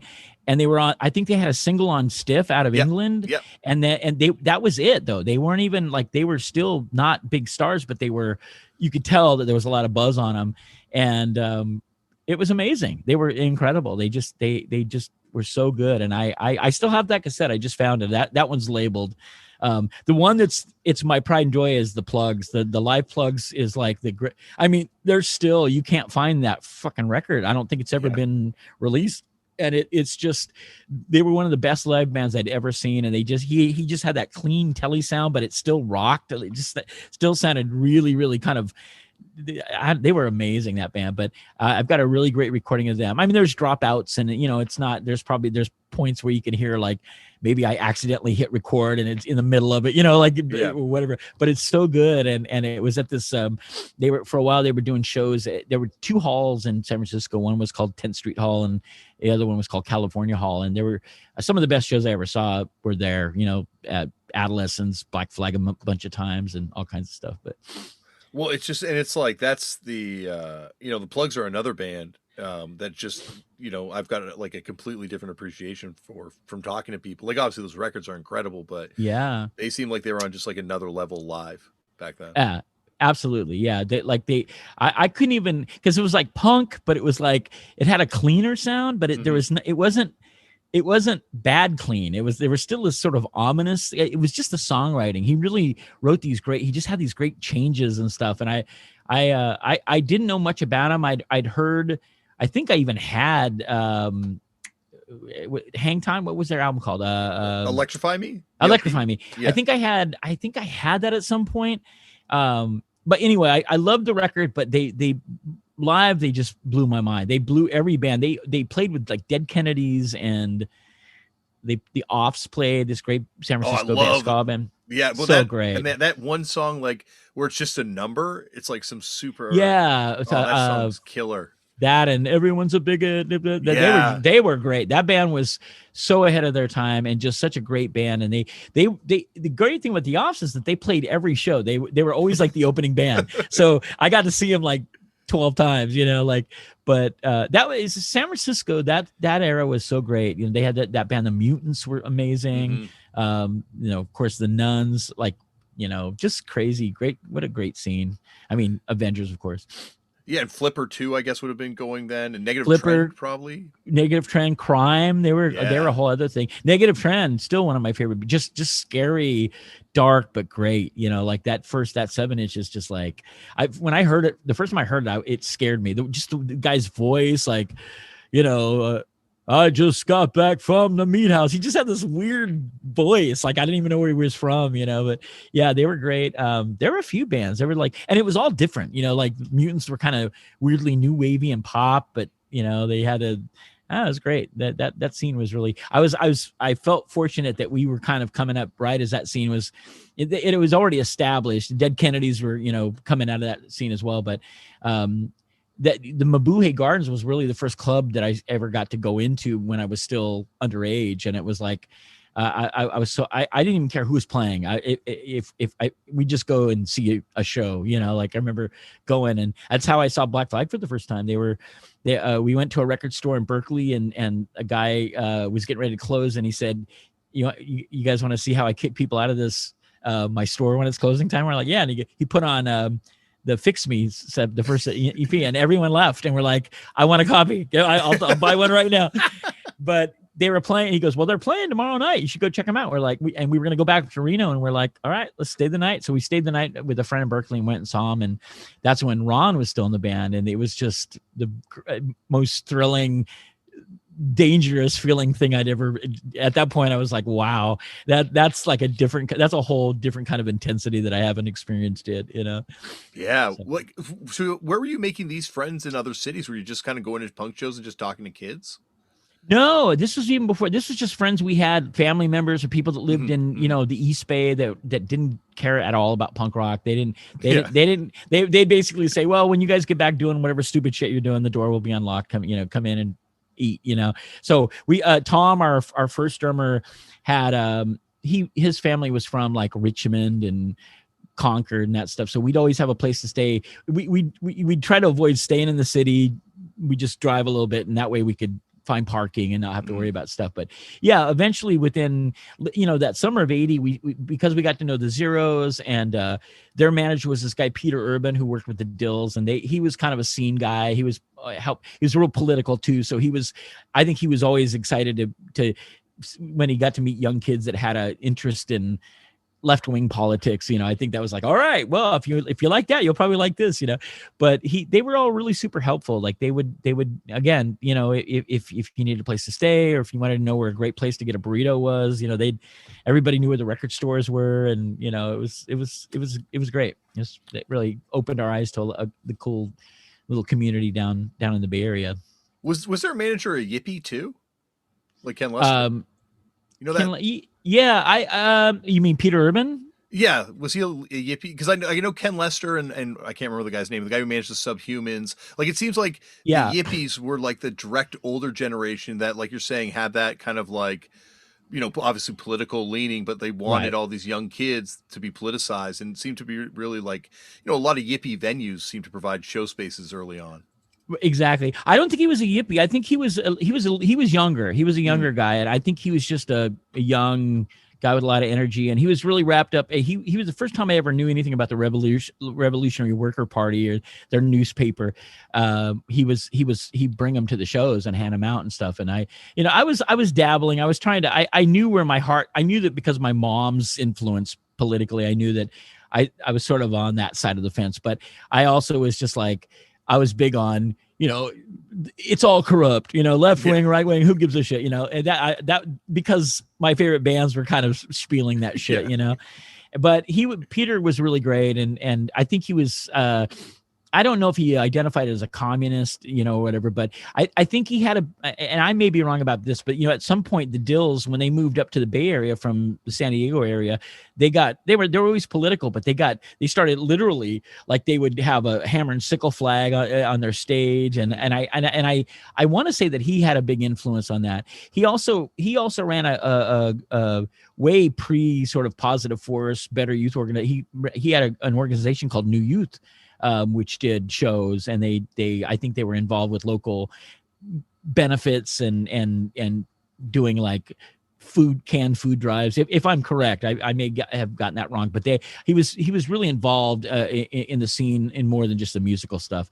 And I know that he managed the Dills and then the Zeros, and I think he probably managed a couple other bands, but he was a great guy, and I don't know if he's still around or not. I want to say that maybe he passed away. I just heard that he passed away, but yeah, and at the time, guys like that seemed way older than us, but it turned out that they really weren't. Like they were only like a year or two younger than or older than us. So that was it's kind of funny. And where'd you first hear the Dills? Was it on that radio station? That probably would have been that radio station. But the first time I really got an idea of the Dills was that fucking Cheech and Chong movie, Up in Smoke. Yeah. And I'm going to tell you this is such an embarrassing thing, but I think it's funny too. We lived when we eventually, my mom got an apartment, and we lived there for a number of years. It was about a mile from the drive-in theater, and I would get off work I worked at Montgomery Ward, which I don't know, the kind of old department store kind of thing. And I would get done, and I would go, I'd get done. If I got done at night, I'd walk over to the drive-in, and because we figured out how to sneak in there, and I'd go see what was going on. I just had nothing going on. So I just, I was a loser. So I'd walk over and see what was playing. But when Up in Smoke was playing at that drive-in theater, my brother and I snuck in, I think 7 times so that I brought my little recorder so that I could record just the Dills part from one of those little metal speakers at the drive-in theater. And I listened to that because I wanted to, I was weird. It was like, at that point you still couldn't find a lot of the records, and you'd have to go out of town to buy this stuff. And so just to have like their tiny little this little snippet of them. And later on I found out that it was like they were playing, it was like a sound check, and they were really unhappy with being in the film because it was like their first gig, and they were just awful. And I thought it was the greatest thing I'd ever heard. Like, it literally, that little scene, the Dills scene, which is super tiny, inspired me to want to play it made me want us to be faster. I remember going, we have to find a faster drummer. Like we have to find someone that can play. I mean, this is before we'd heard Bad Brains, Middle Class, anybody. And I just said, we have to be able to play that fast. And I listen to that stuff now and I'm like, it wasn't even that fast. You know, it's like, like I remember the Ramones seemed like they were they seemed like they were a fast band because the strumming was really fast and furious, you know, but yeah, so that kind of kickstarted that. But yeah, I think the first time I heard the Dills was just on that old San Francisco radio station, and then yeah, it was just a matter of finding a place that carried the 7 inches. There was actually a compilation called Saturday Night Pogo, and I think Rhino did it, I think, right? Exactly. Yep. And I think Hey Mr. Big was on it maybe, or yeah, and so that was. You know, I thought that was the best song on the. I thought they were the best part of that whole compilation. But yeah. They're super underrated. Like another band that I think is I don't know. I love that single, but I can imagine like it's a Danger House record, so those things are impossible to find. I know. Yep, and they had I think 3 7-inches, and they did that. Then they kind of changed their style when they were starting to go off in the Everly Brothers thing, which they eventually embraced. But they had that Red Rockers Rule 7-inch that came out on a Canadian label, actually. Rougeletty Records, yeah. Exactly. And I remember everyone I knew that was into the Dills hated it. I loved it. I thought it was such a great move, and their voices sounded so good, and I was like, wow, this is, I know it's like different from the, you know, class war, but I loved it. It just had their own sound, you know. It was really different and great. Huge Dills fan, really big Dills fan. Yeah, and that Rougeletty Records is like a real interesting label. The guy who ran it is now like a VP at Clear Channel, and really very high up there. But he used to do stuff with Bob Rock in the studio, and yeah, like once again, like a real kind of fixture of that Vancouver scene too. Yeah. When did Poison Idea? When did you guys meet Poison Idea? Did they ever come through? Did we do Poison Idea? I don't think they did. They may have played later on when. Like, I want to say that they came through and played a show when we were on tour for some reason. Like, I feel like there was like a Poison Idea DRI show that somebody else booked. But we played together. We actually played. That was another band that was like, well, initially we were supposed to play Pusshead, who was living in Boise, Idaho at the time, booked us with the Misfits, Poison Idea, and somebody else, Christ on Parade or somebody. What a show! Yeah, there's a flyer. There's actually a flyer that exists. You can look it up. And we were so ecstatic. We were like, oh my God. We were literally going to drive from Reno, Nevada, play the show at the Misfits, and then come home. That was it. Like we weren't even going to, we didn't care about money. We were just like, hey, we're playing with the Misfits. And the Misfits broke up and they canceled the show. And we were like, oh my God. So Pusset ended up changing, like he moved the show. And they said, well, why don't you guys just come up, 2 weeks later? And so we said, all right. So, and I think Poison Idea stayed on the bill. And that I believe that was the first time we met him, but I don't know. I don't think I saw him. I think I was doing an interview during their set or some stupid thing. But then I think the next year we went up to Portland, and because they were the Portland band, we played with them at the old, what was that sketchy place? Satyricon? Satyricon, yeah. First time I ever saw somebody. No, it wasn't the first time I saw somebody shoot up. That was in Mabuhay Gardens, but this probably the second time I saw somebody shoot up like really openly in front of me. I was like, oh shit, But yeah, they played, and they were the kings of Portland. So it was like, I think, and I think they booked the show or somebody involved, and they, out of respect, made us the headliners, and we're like, we got to play after fucking Poison Idea. Like this is. But yeah, I was, Tom, Pig Champion. We were on the phone and wrote letters, and he was one of those guys that had a lot of great information, and the call, all about the calling card shit probably, but that was, he was one of those guys. I probably shouldn't say that. It's probably I think the statute of limitation is long expired on that. And to be honest with you, that's something that definitely stayed a part of hardcore for a very long time. So if one of us is going down, I think we're all going to be going down. Absolutely. Yeah. There's a lot of explaining to do in that situation. Yeah. But they, he was, I remember for a while, he was one of the guys you could call up and go, hey, Tom, you got any numbers? And he'd have like 30 and stuff. And it'd be like, okay, thanks, man. I remember when I finally got to that level where I had the numbers. I don't even know who I got them from. Somebody from the Midwest called me and I was like, yeah, here we go. You ready? It's like, it was just such a part of it though. Like you really couldn't book any. I mean, unless you were a rich kid from, Orange County or something, you couldn't afford to make the phone calls, and I had a whole system. I had the payphones were that I hadn't used yet, and I had it down. I was like, I'm going to do this right if I'm going to do it. Yeah. Like it became, because obviously, these shows aren't making tons of money. So yep. Scams like that become part of the lifestyle. Like, people working at restaurants, giving you food at the back door after their shift. Oh, yeah. If you had that hookup, you were stoked. Or like we had a friend that was the manager of a movie theater, and he'd just say, bring an empty cup, and he'd give us all the popcorn we wanted. He'd just fill our soda, and then we'd just watch every shitty 80s movie that was coming out at the time, It was gold though, that was like. Yeah. Oh yeah, definitely. What about Arizona and the feeders? Do you remember the first time you guys played Phoenix, or was there any crossover between those two scenes? We played with the Feeders. I think our first San Francisco first time we played in Mabui Gardens, I want to say was with no, it wasn't the first time we played, but the second time we played, we opened for DOA and the Feeders, and they played. And my sister took this crazy photo of Frank Discussion, who was wearing a long dress, and he knew that she was taking photos, so he just stopped the song and just lifted the skirt up and flashed his dick. And I remember my sister has the photo; she put it in her fanzine. But they were crazy, they were bizarre and great, But we didn't. I feel like they were kind of older guys, or maybe they were like.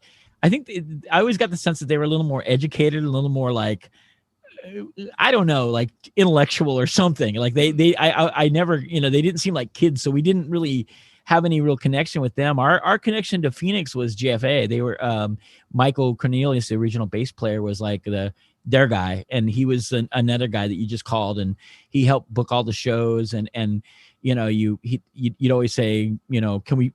Are you guys going to be on the bill, right? And they'd be like, yeah, of course, we're on every bill. just like 7 Seconds in Reno. But yeah, we played Mad. Back then, they had an old wrestling ring called Mad Gardens, and it was just it literally was a wrestling place. They had Saturday night wrestling shows that they filmed, and then when they do gigs, they would. They had a huge fence around the ring itself, and the bands would actually play in the ring, and then the crowd would be on the other side. It was insane. It was like a music video from like the 80s, but kids would crawl up the fence and watch the bands, and it was just one of the most unique venues ever. But we played there a few times. The first time we played there was the Dead Kennedys invited us to come down and play. That would have been like 82, I think, 81 or 82.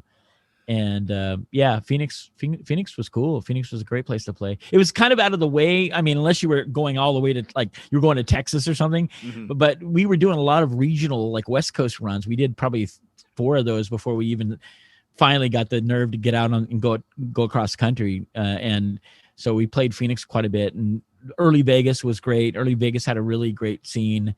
All warehouse shows, just kids renting warehouses and kind of doing the same thing we were doing in Reno, but just on they were closer to LA. So more LA bands were playing there, like Social Distortion and Bad Religion played there a lot more than they played in Reno for sure. Yeah, but yeah. I'm trying to think of local bands. Like there's that band Vermin from Venus, but I think they would have been a little later. Like, do you remember any early Vegas bands that you would have played with? Oh yeah. Well, MIA came from out of that scene. They were Orange County guys, but they were kind of the first kind of noted Vegas hardcore band. But Self Abuse are great. There's documentation, like it's a lot of it's on cassette. I just found somebody had made one of the locals in a band in Vegas had made a great compilation called Viva Las Vegas. I have it sitting on my desk, and I have a copy, and I actually digitized it, and I shared a link on there's a Vegas punk rock group on Facebook, and I said, hey, I don't know if anybody cares, but I have this, and everyone shit. They were like, oh my God, I never thought I'd see that cassette again. I had everything, and it sounds good. I scanned the cover, but it's got Self Abuse were a great band. Oh my gosh, I'm blanking out. Self Abuse, RZM were great. I put a a little Nevada 7-inch. A 7-inch of Nevada bands. It was the first Positive Force record Nuclear that I Dink. put out. Absolutely. Dink. There you go. They're on it.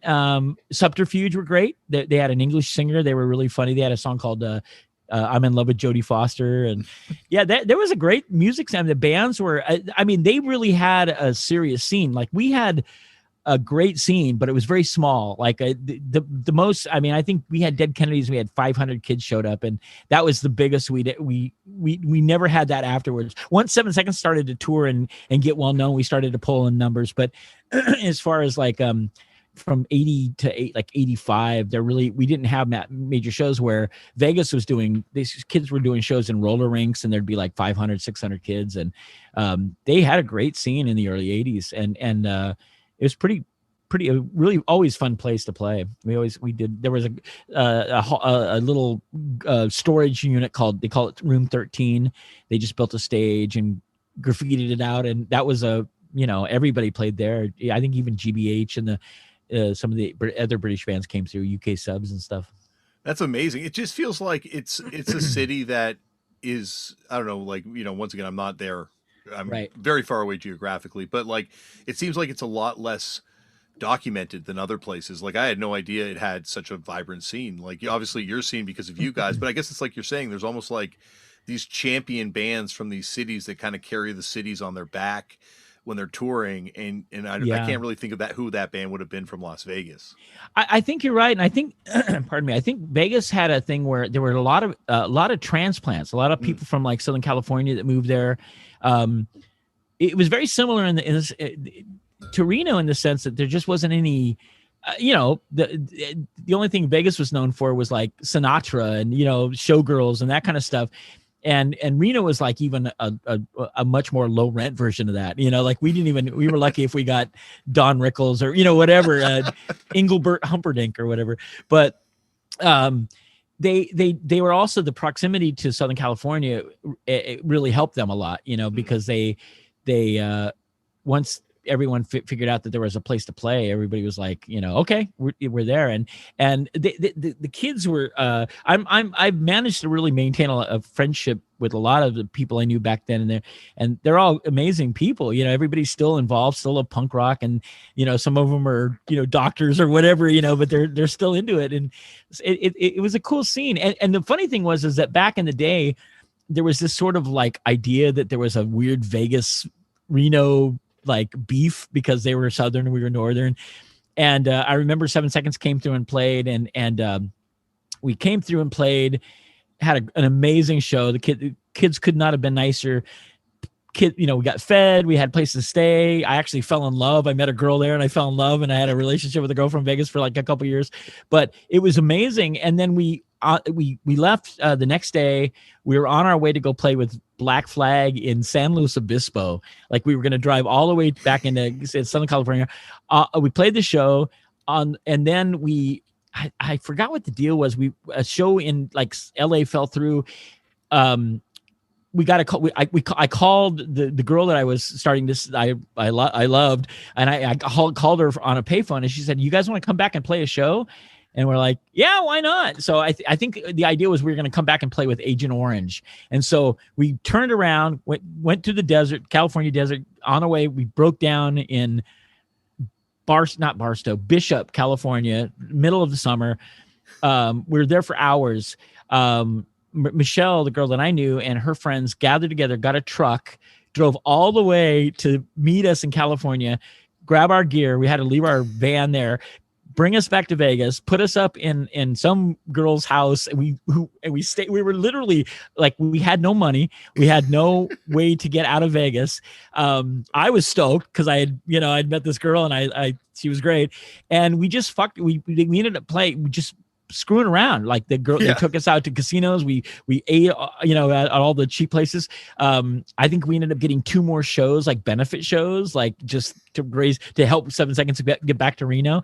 So by the time we left, there was like this really nice connection between Reno and Vegas. And it was like, I felt great because I was like, wow, this is the way it should be. Nevada's, there's not much here. We might as well link up, so. Mm-hmm. Vegas was the first town to sort of start their own. We had our Positive Force group where, we started it in Reno. Vegas was the second place that kind of adopted. They had their own chapter, and then it started to catch on in Chicago. And of course, DC, blew it up and made it what it is today. But yeah, Vegas was a cool place. I mean, I can't stand the city itself, but we've had some great shows.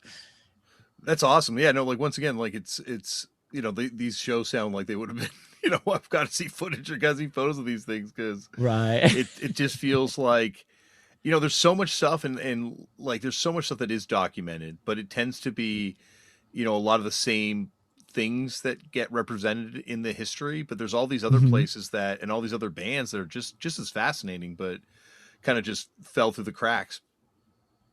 Yeah, I mean, and got to remember that there was this period where is before kids started, having video, video recorders and stuff. So it was so poorly documented that there were bands that had just amazing bands that they were like a band's band. All bands that came through town were like, oh, you guys got to check out these guys, and they just didn't get documented because it just wasn't, they didn't have enough money. Maybe they had a demo that got passed around, but yeah, it's crazy. And every once in a while I'll go through, I still have a lot of cassettes. I managed to hold on to a lot of cassettes, and I always go through and think, what kind of little gold mine, not to sell, but just what kind of like little nugget do I have that's just, I forgot about. And then I listen to, and I'm like, oh my God, they're, and it's just, unfortunately it's on cheap little cassettes that don't sound very good anymore, Well, because your band tells the history of American underground music. Like there's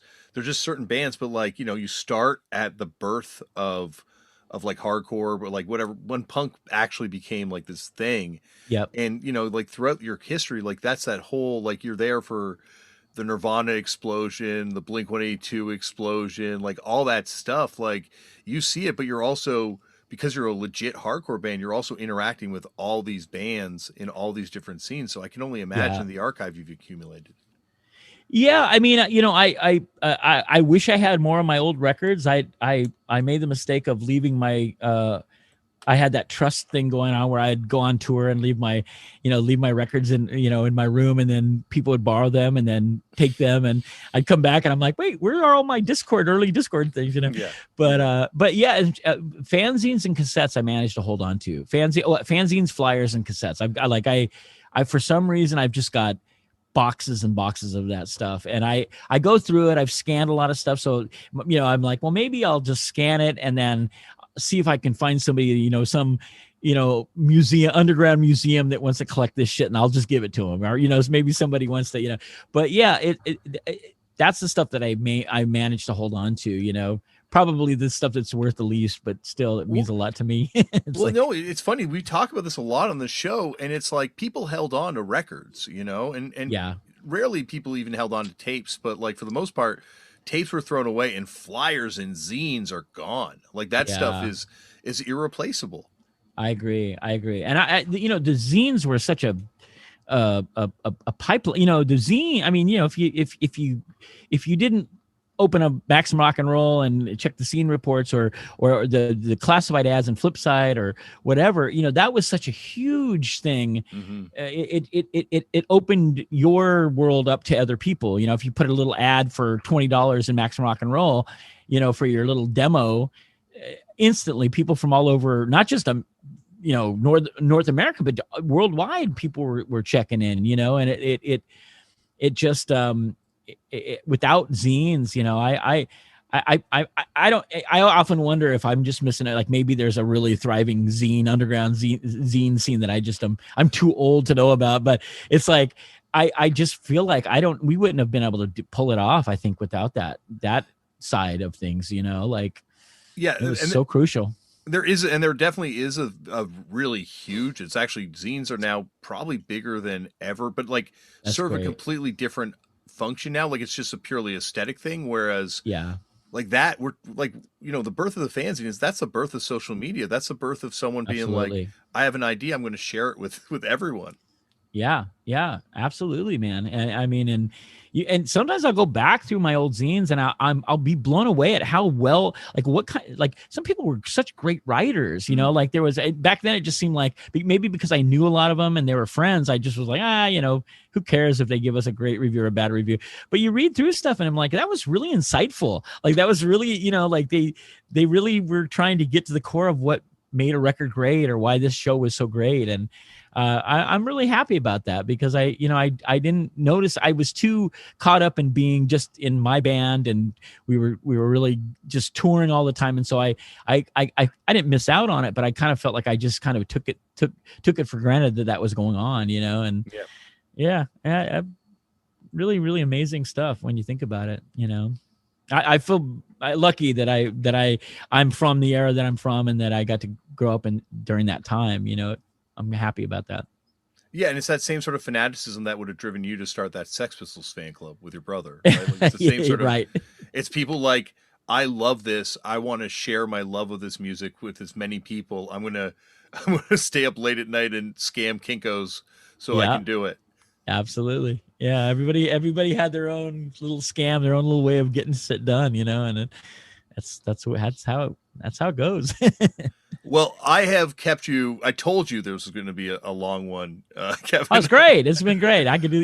It's fun. It's been great talking with you. And I don't get to do this a lot because I part of me is I've said to other people in discussions, I'm like, I always kind of fight to not be the old guy that sits around telling the old tales. Oh, we used to do this but it's nice when it's sort of put in a in context, and it's nice when I don't know. It's always great to talk to somebody who just loves and is passionate about music, and especially with punk rock and hardcore. Someone as like you, and I'm glad it's happened. I'm glad the podcast is great, and I'm glad it's doing well. And yeah, I'm stoked. Oh, it means a lot because I think and this is.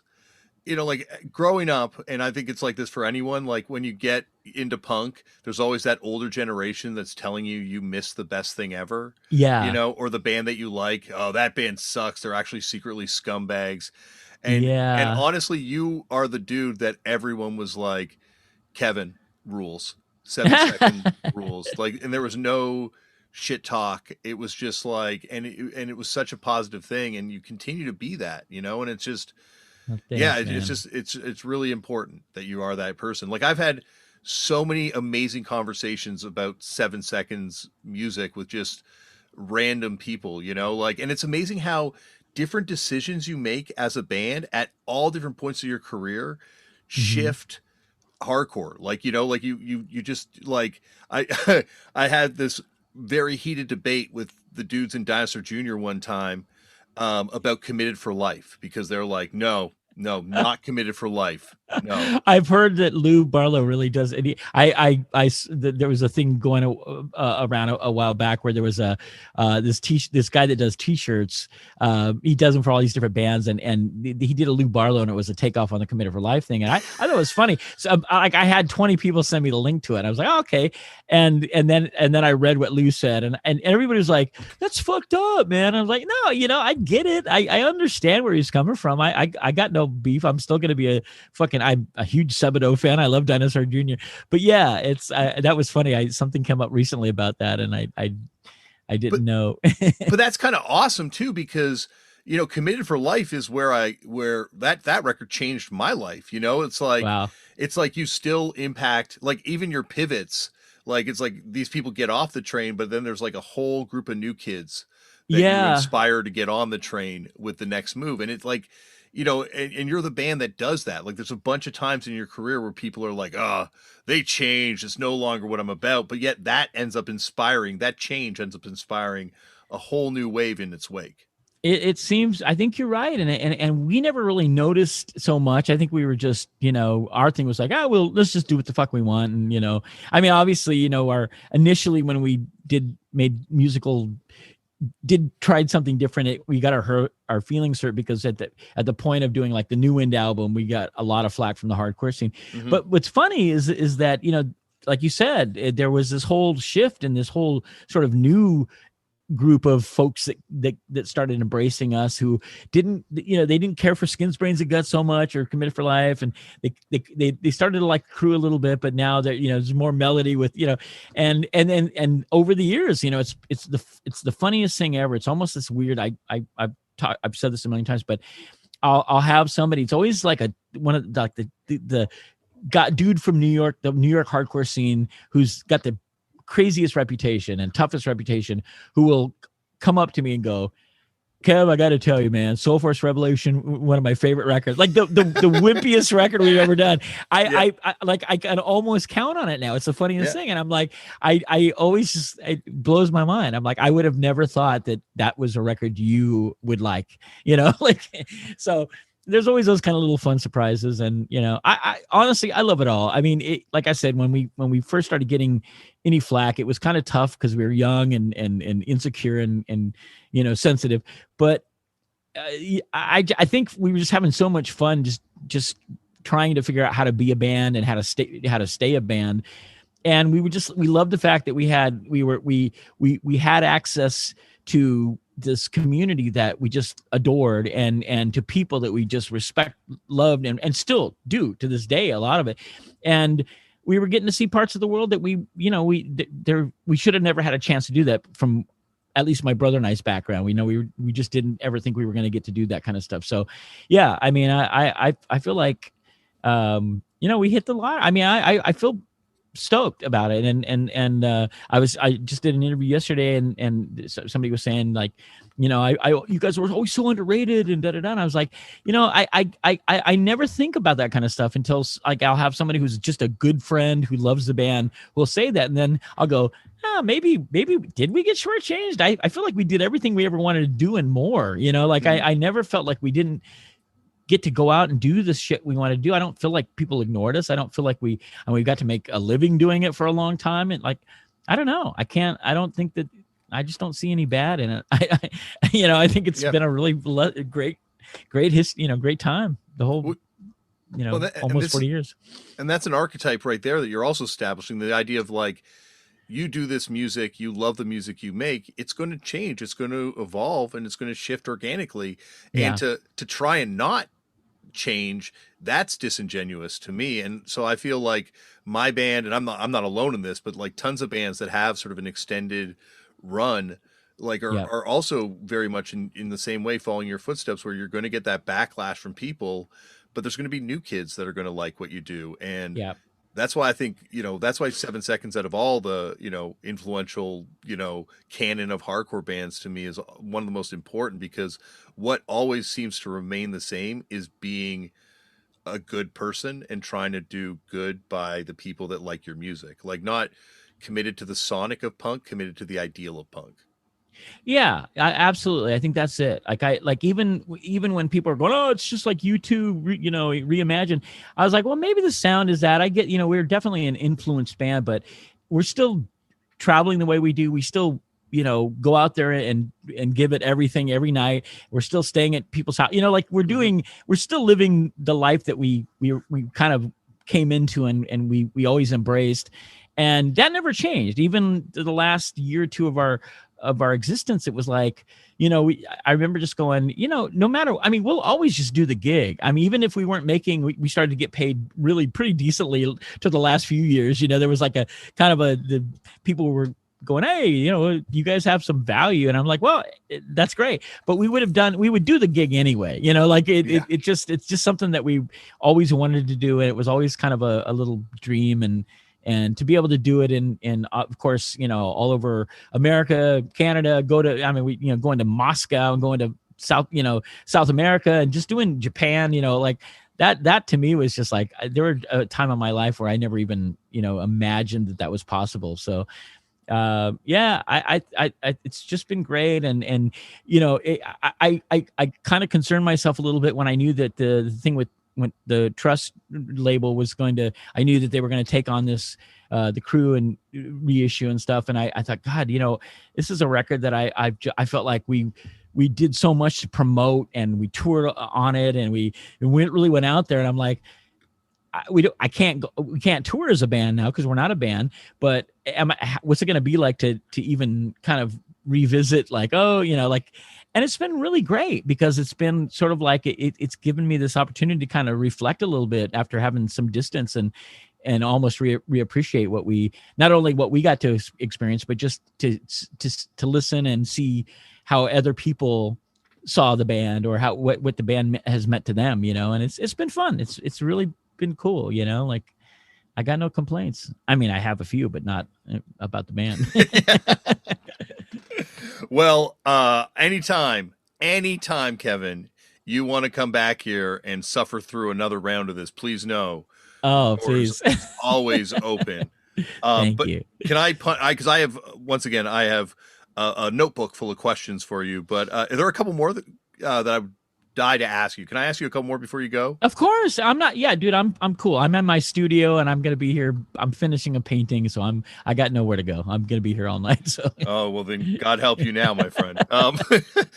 One thing I've always wanted to know, and I'm jumping way ahead here, but like, how did that 4 bands that could change the world compilation come together? Because it's like geographically, you guys are from all over the US and it just doesn't seem like there's any sort of direct link. So I was just wondering, was that just like the label that put you guys together, or? That was so I struck up a friendship with Bill Bartell from the band White Flag. I forget Pat Fear. No, wait, not Pat Fear. Pat Fear. Yeah. And initially he was one of the most annoying people I'd ever met. And he knows that he knew that. I mean, we had discussions about it, but he got my number when I was living in Reno, and he would call me. And at first I just thought he was just like a weird guy, weirdo or whatever. I could never I didn't know how connected he was to so many great, the scene in Hollywood and LA and whatever.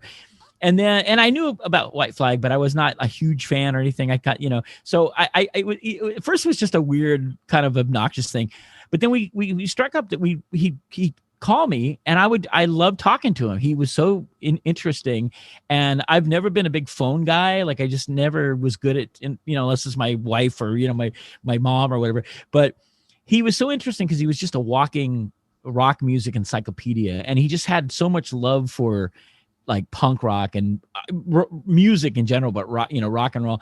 And he approached me about doing a White Flag record on my label, Positive Force. And I had heard some song. He'd sent me a tape that I loved. It was just really great stuff. And I said, I'd love to do a 7-inch. Why not? So I ended up doing, I think it was a 7-inch that they had pressed at some point, but it was out of print, and we did something together. Anyway, we struck up a kind of a friendship through, he had his label Gasatanka and I had Positive Force, and we just kind of struck up this friendship, and he said he was working on a compilation, and he said, hey, you want to do like it'll be like, the guys in Adrenaline OD are interested, and what was the other band? There was a fourth band.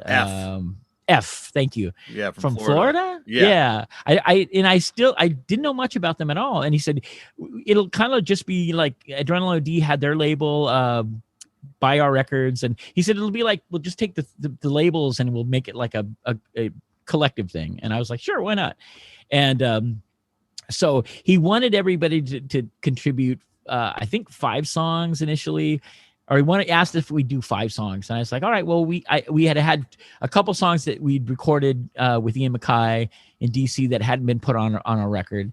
And I had a live version, I think, of 2 songs. Mm-hmm. Just 5. One Day and Walk Together on there. Yes. And then we needed we needed a 5th song. And I said, well, we don't really have anything. I've got more live stuff. And then I don't even know what I was thinking. I had a little bullshit studio in the basement. It's where the Positive Force office. It was a house. It was a band house. I took over the basement. The band practiced there, and then I ran the record label out of there. And one night it was me, Troy the drummer, Bobby our guitar player, Steve my brother wasn't even there yet, and we just started to jam around on this just dumb. We were making fun of shit, like new wave stuff and whatever.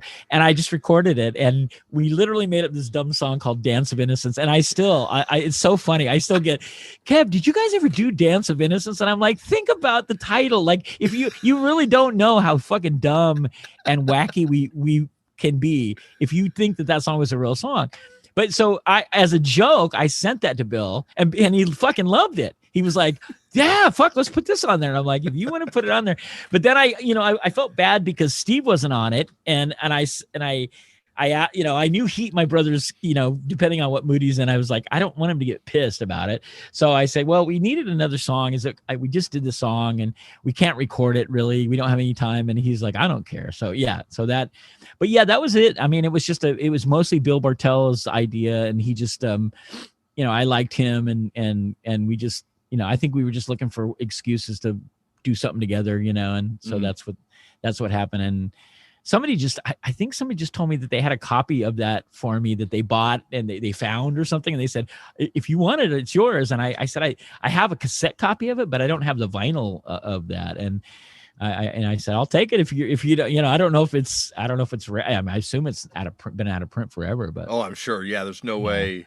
Well, I don't think LSR Records has been putting out records for a very long time. Yeah. I mean, we've got a little history. Dutch East India, we had a little falling out with them.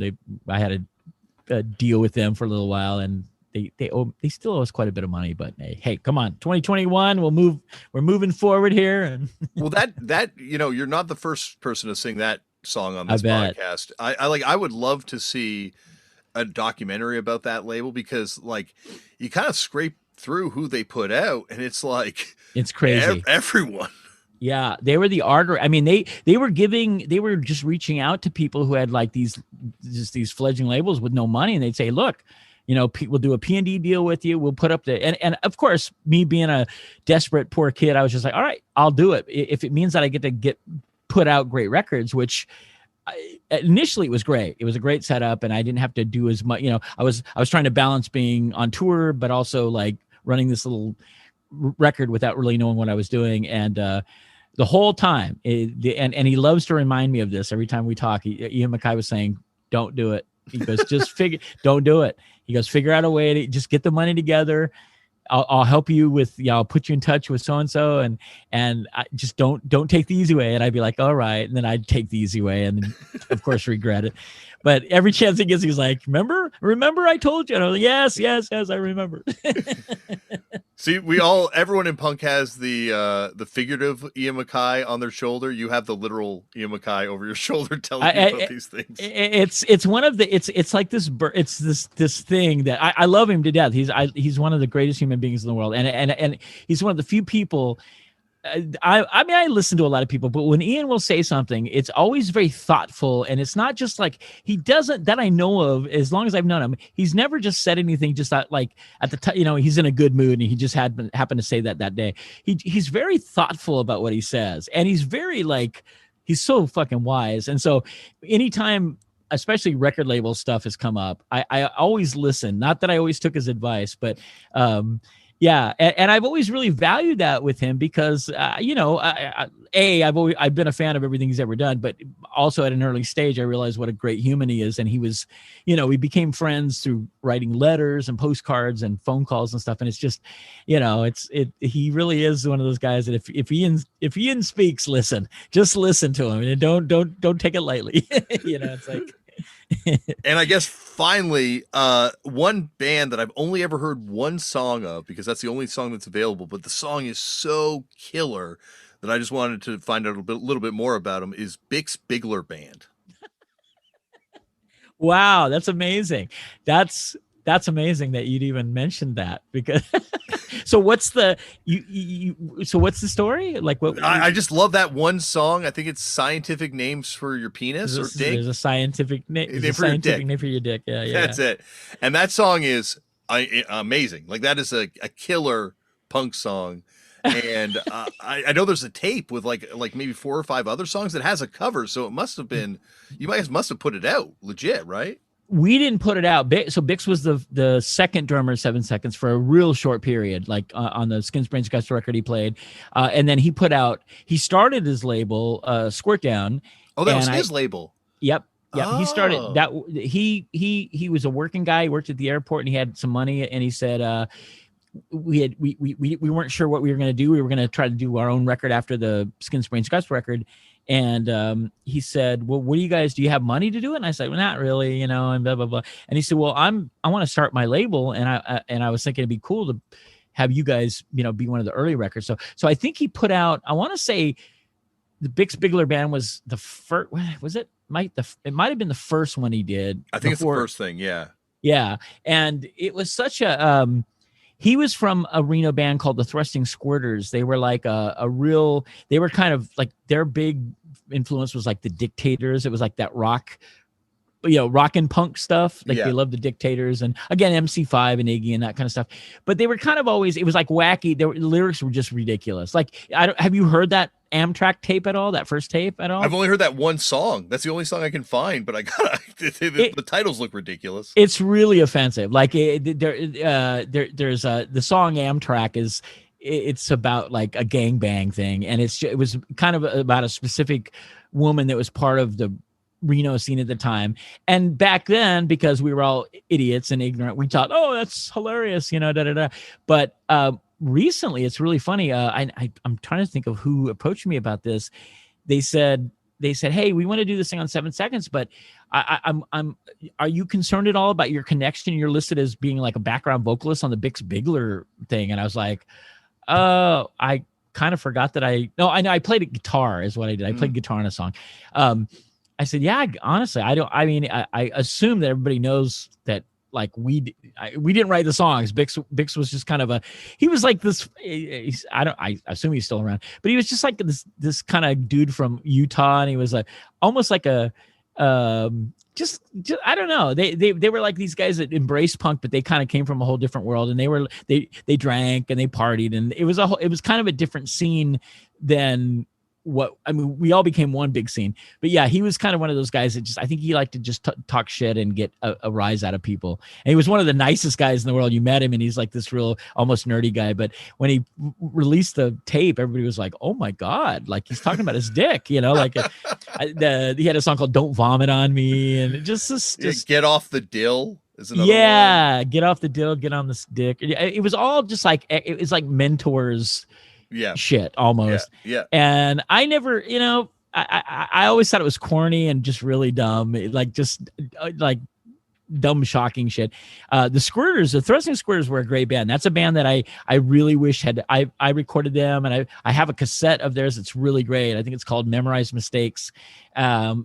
I may have put that out on Vicious Scam, actually, now that I think about it. But I think it's listed as coming out on Squirt Down. I was going to actually ask you about that tape. He might have actually released it eventually. I can't remember. I know I recorded them, and I just found. No, I'm sorry. My sister just mailed me from New York the cassette. She has like a crazy collection that I want, but I can't. She won't give it to me. But yeah, I think you're right. I think it was on Squirt Down. But they had some great songs. Sean Greaves, that was a guitar. He was a guitar player and the singer. Ended up being he played in that band, the Lude, for a while from San Francisco. Yeah. And then he went down. He moved to Southern California and got involved with like Chuck Biscuits and they had a band called oh my gosh, they had a 7-inch out, and it was really cool stuff, kind of like garage rock, real garagey rock stuff. But he's done some stuff. I think he kind of got into production for a while and might have done some like crew work for Social Distortion or something. I can't remember. But yeah, Bix I haven't talked to him in a while. I don't know what Bix is up to. I've looked him up on like Facebook and I haven't found him or anything. But that cassette is just, it was really very controversial at the time. I think it was like everybody was like, he put out the Jack Shett 7-inch too. Yeah, Jack Shett too. Yeah, right. And that was another thing too, where Jack Shett were just an amazing band, but the lyrics were just so fucking stupid. Like that they just. I mean, they were kind of they did it with a sense of humor, and Dave, the singer, was really smart guy, but they were kind of trying to be like. They were trying to be the opposite of what 7 Seconds was, which was like leftist sort of perceived straight edge. They decided to go in more of a right wing. We're a bunch of drunks and we party. And their big coup is that Dave begged me to sing backing vocals on they have a song called We Still Like Drugs. And he said, please, you have to sing. And I'm like, dude, what, why? He's like, it would just be so funny. So I finally did. And so I'm listed on the record as doing backing vocals on I Still Like Drugs. And that was one of Dave's major coups. I think he thought he pulled a fast one on me or something. He was going to ruin my straight edge, my reputation or whatever. But they were actually an amazing band. Steve Youth played with them, and they were great, really super great band. They came from Utah as well. They were in a band from Utah called the Atheists that were really good. And I think they were on a compilation or two. I think We Got Power. They were on that compilation. Oh yeah. Yeah. Or maybe hold on. So maybe now that I think about it, I think they're listed on it, but it's a 7-second song. I think we have 2 songs on Part of Your Go Home accidentally. Like there's a version of Definite Choice, and I think Wasted Life Ain't No Crime. And I think the Definite Choice was supposed to be the Atheists part of the compilation, and somehow it was like we may have submitted the tape together or something is what happened. I don't remember what it was, but it's some fuck up. Yeah, major fuck up. When you go through Doug Moody and you go through Mystic Records, that's another, especially the compilations. That's another label that put out like so many bands came through there. Yeah. There's so many stories about that whole situation. He tried so hard to get us to do stuff, and we were on a couple compilations, but we never did. We just had too many friends pulling us back, saying, "Don't do it, just don't do it."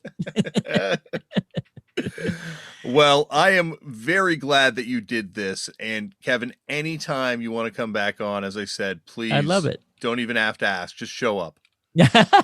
Well, I love it. I'd love to. And anytime, if you run out of a guest and you need somebody, I'm, but yeah, thank you, man. I honestly, I'm a huge fan of what you do musically and your podcast. And my wife, she owns a gym, and she fucked up you might not believe this, but fucked up apparently is a great band to work out to. You guys' music, she plays a lot. And I had the fucking, I'm so bad. The David Comes Alive. I had that on a CD, and I played it for a whole tour. I just listened to that CD, and she borrowed it, and I've never gotten it back. I don't know where it ended up, but she loves it so much. But thank you.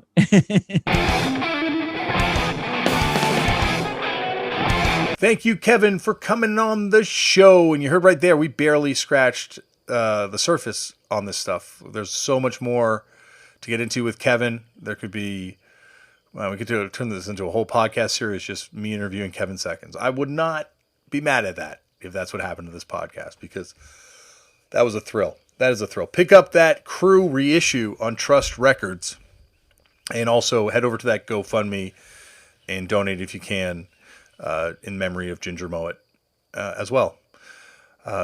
Coming up later on this week on the show, the composer of some of the most well-known songs of all time. From the band Oingo Boingo, Danny Elfman will be here on the show. And this is a doozy. This is a really amazing, amazing conversation I got to have with someone who, I say it to him, he's like one of the most influential musicians of all time. Like, his songs, I can hum a few bars to just about anyone, and they'll recognize exactly what I'm singing out of the gate. From Pee-wee to The Simpsons to Edward Scissorhands. Honestly, we could spend the entire next hour just me running off his credits. Anyway, this is a fun one. You'll hear it very soon, in a few short days. Remember, as always, Black Lives Matter. The lives of Indigenous people matter. We need to protect trans kids. We need to help trans people protect themselves. And we need to stop hate and violence towards Asian people. And we just basically need to smash fascism and stop Nazis. These aren't political issues. These are human rights issues. Go out, get informed, donate money to organizations. Just I don't know. We're just trying to, we all just want to live our lives and just do so in peace. So, yeah, fuck fascism is basically what it comes down to. Sign your organ donor cards, because by the time they come looking for those organs, you don't need them. They're just more to deal with. So let them take them away. Take the physical burden off you. Do something creative. It doesn't have to be something you put out in the world. It doesn't have to be a band. It doesn't have to be a fanzine. It could be a band or a fanzine. It could be a podcast. This shit's easy. But it could just be drawing a picture. You don't have to share it with anyone. Just maybe it'll help your own kind of mental health. Speaking of helping your own mental health, maybe try meditating. I didn't believe in it, and then I tried it, and it worked for me, and so maybe it'll work for you. I don't know. Maybe.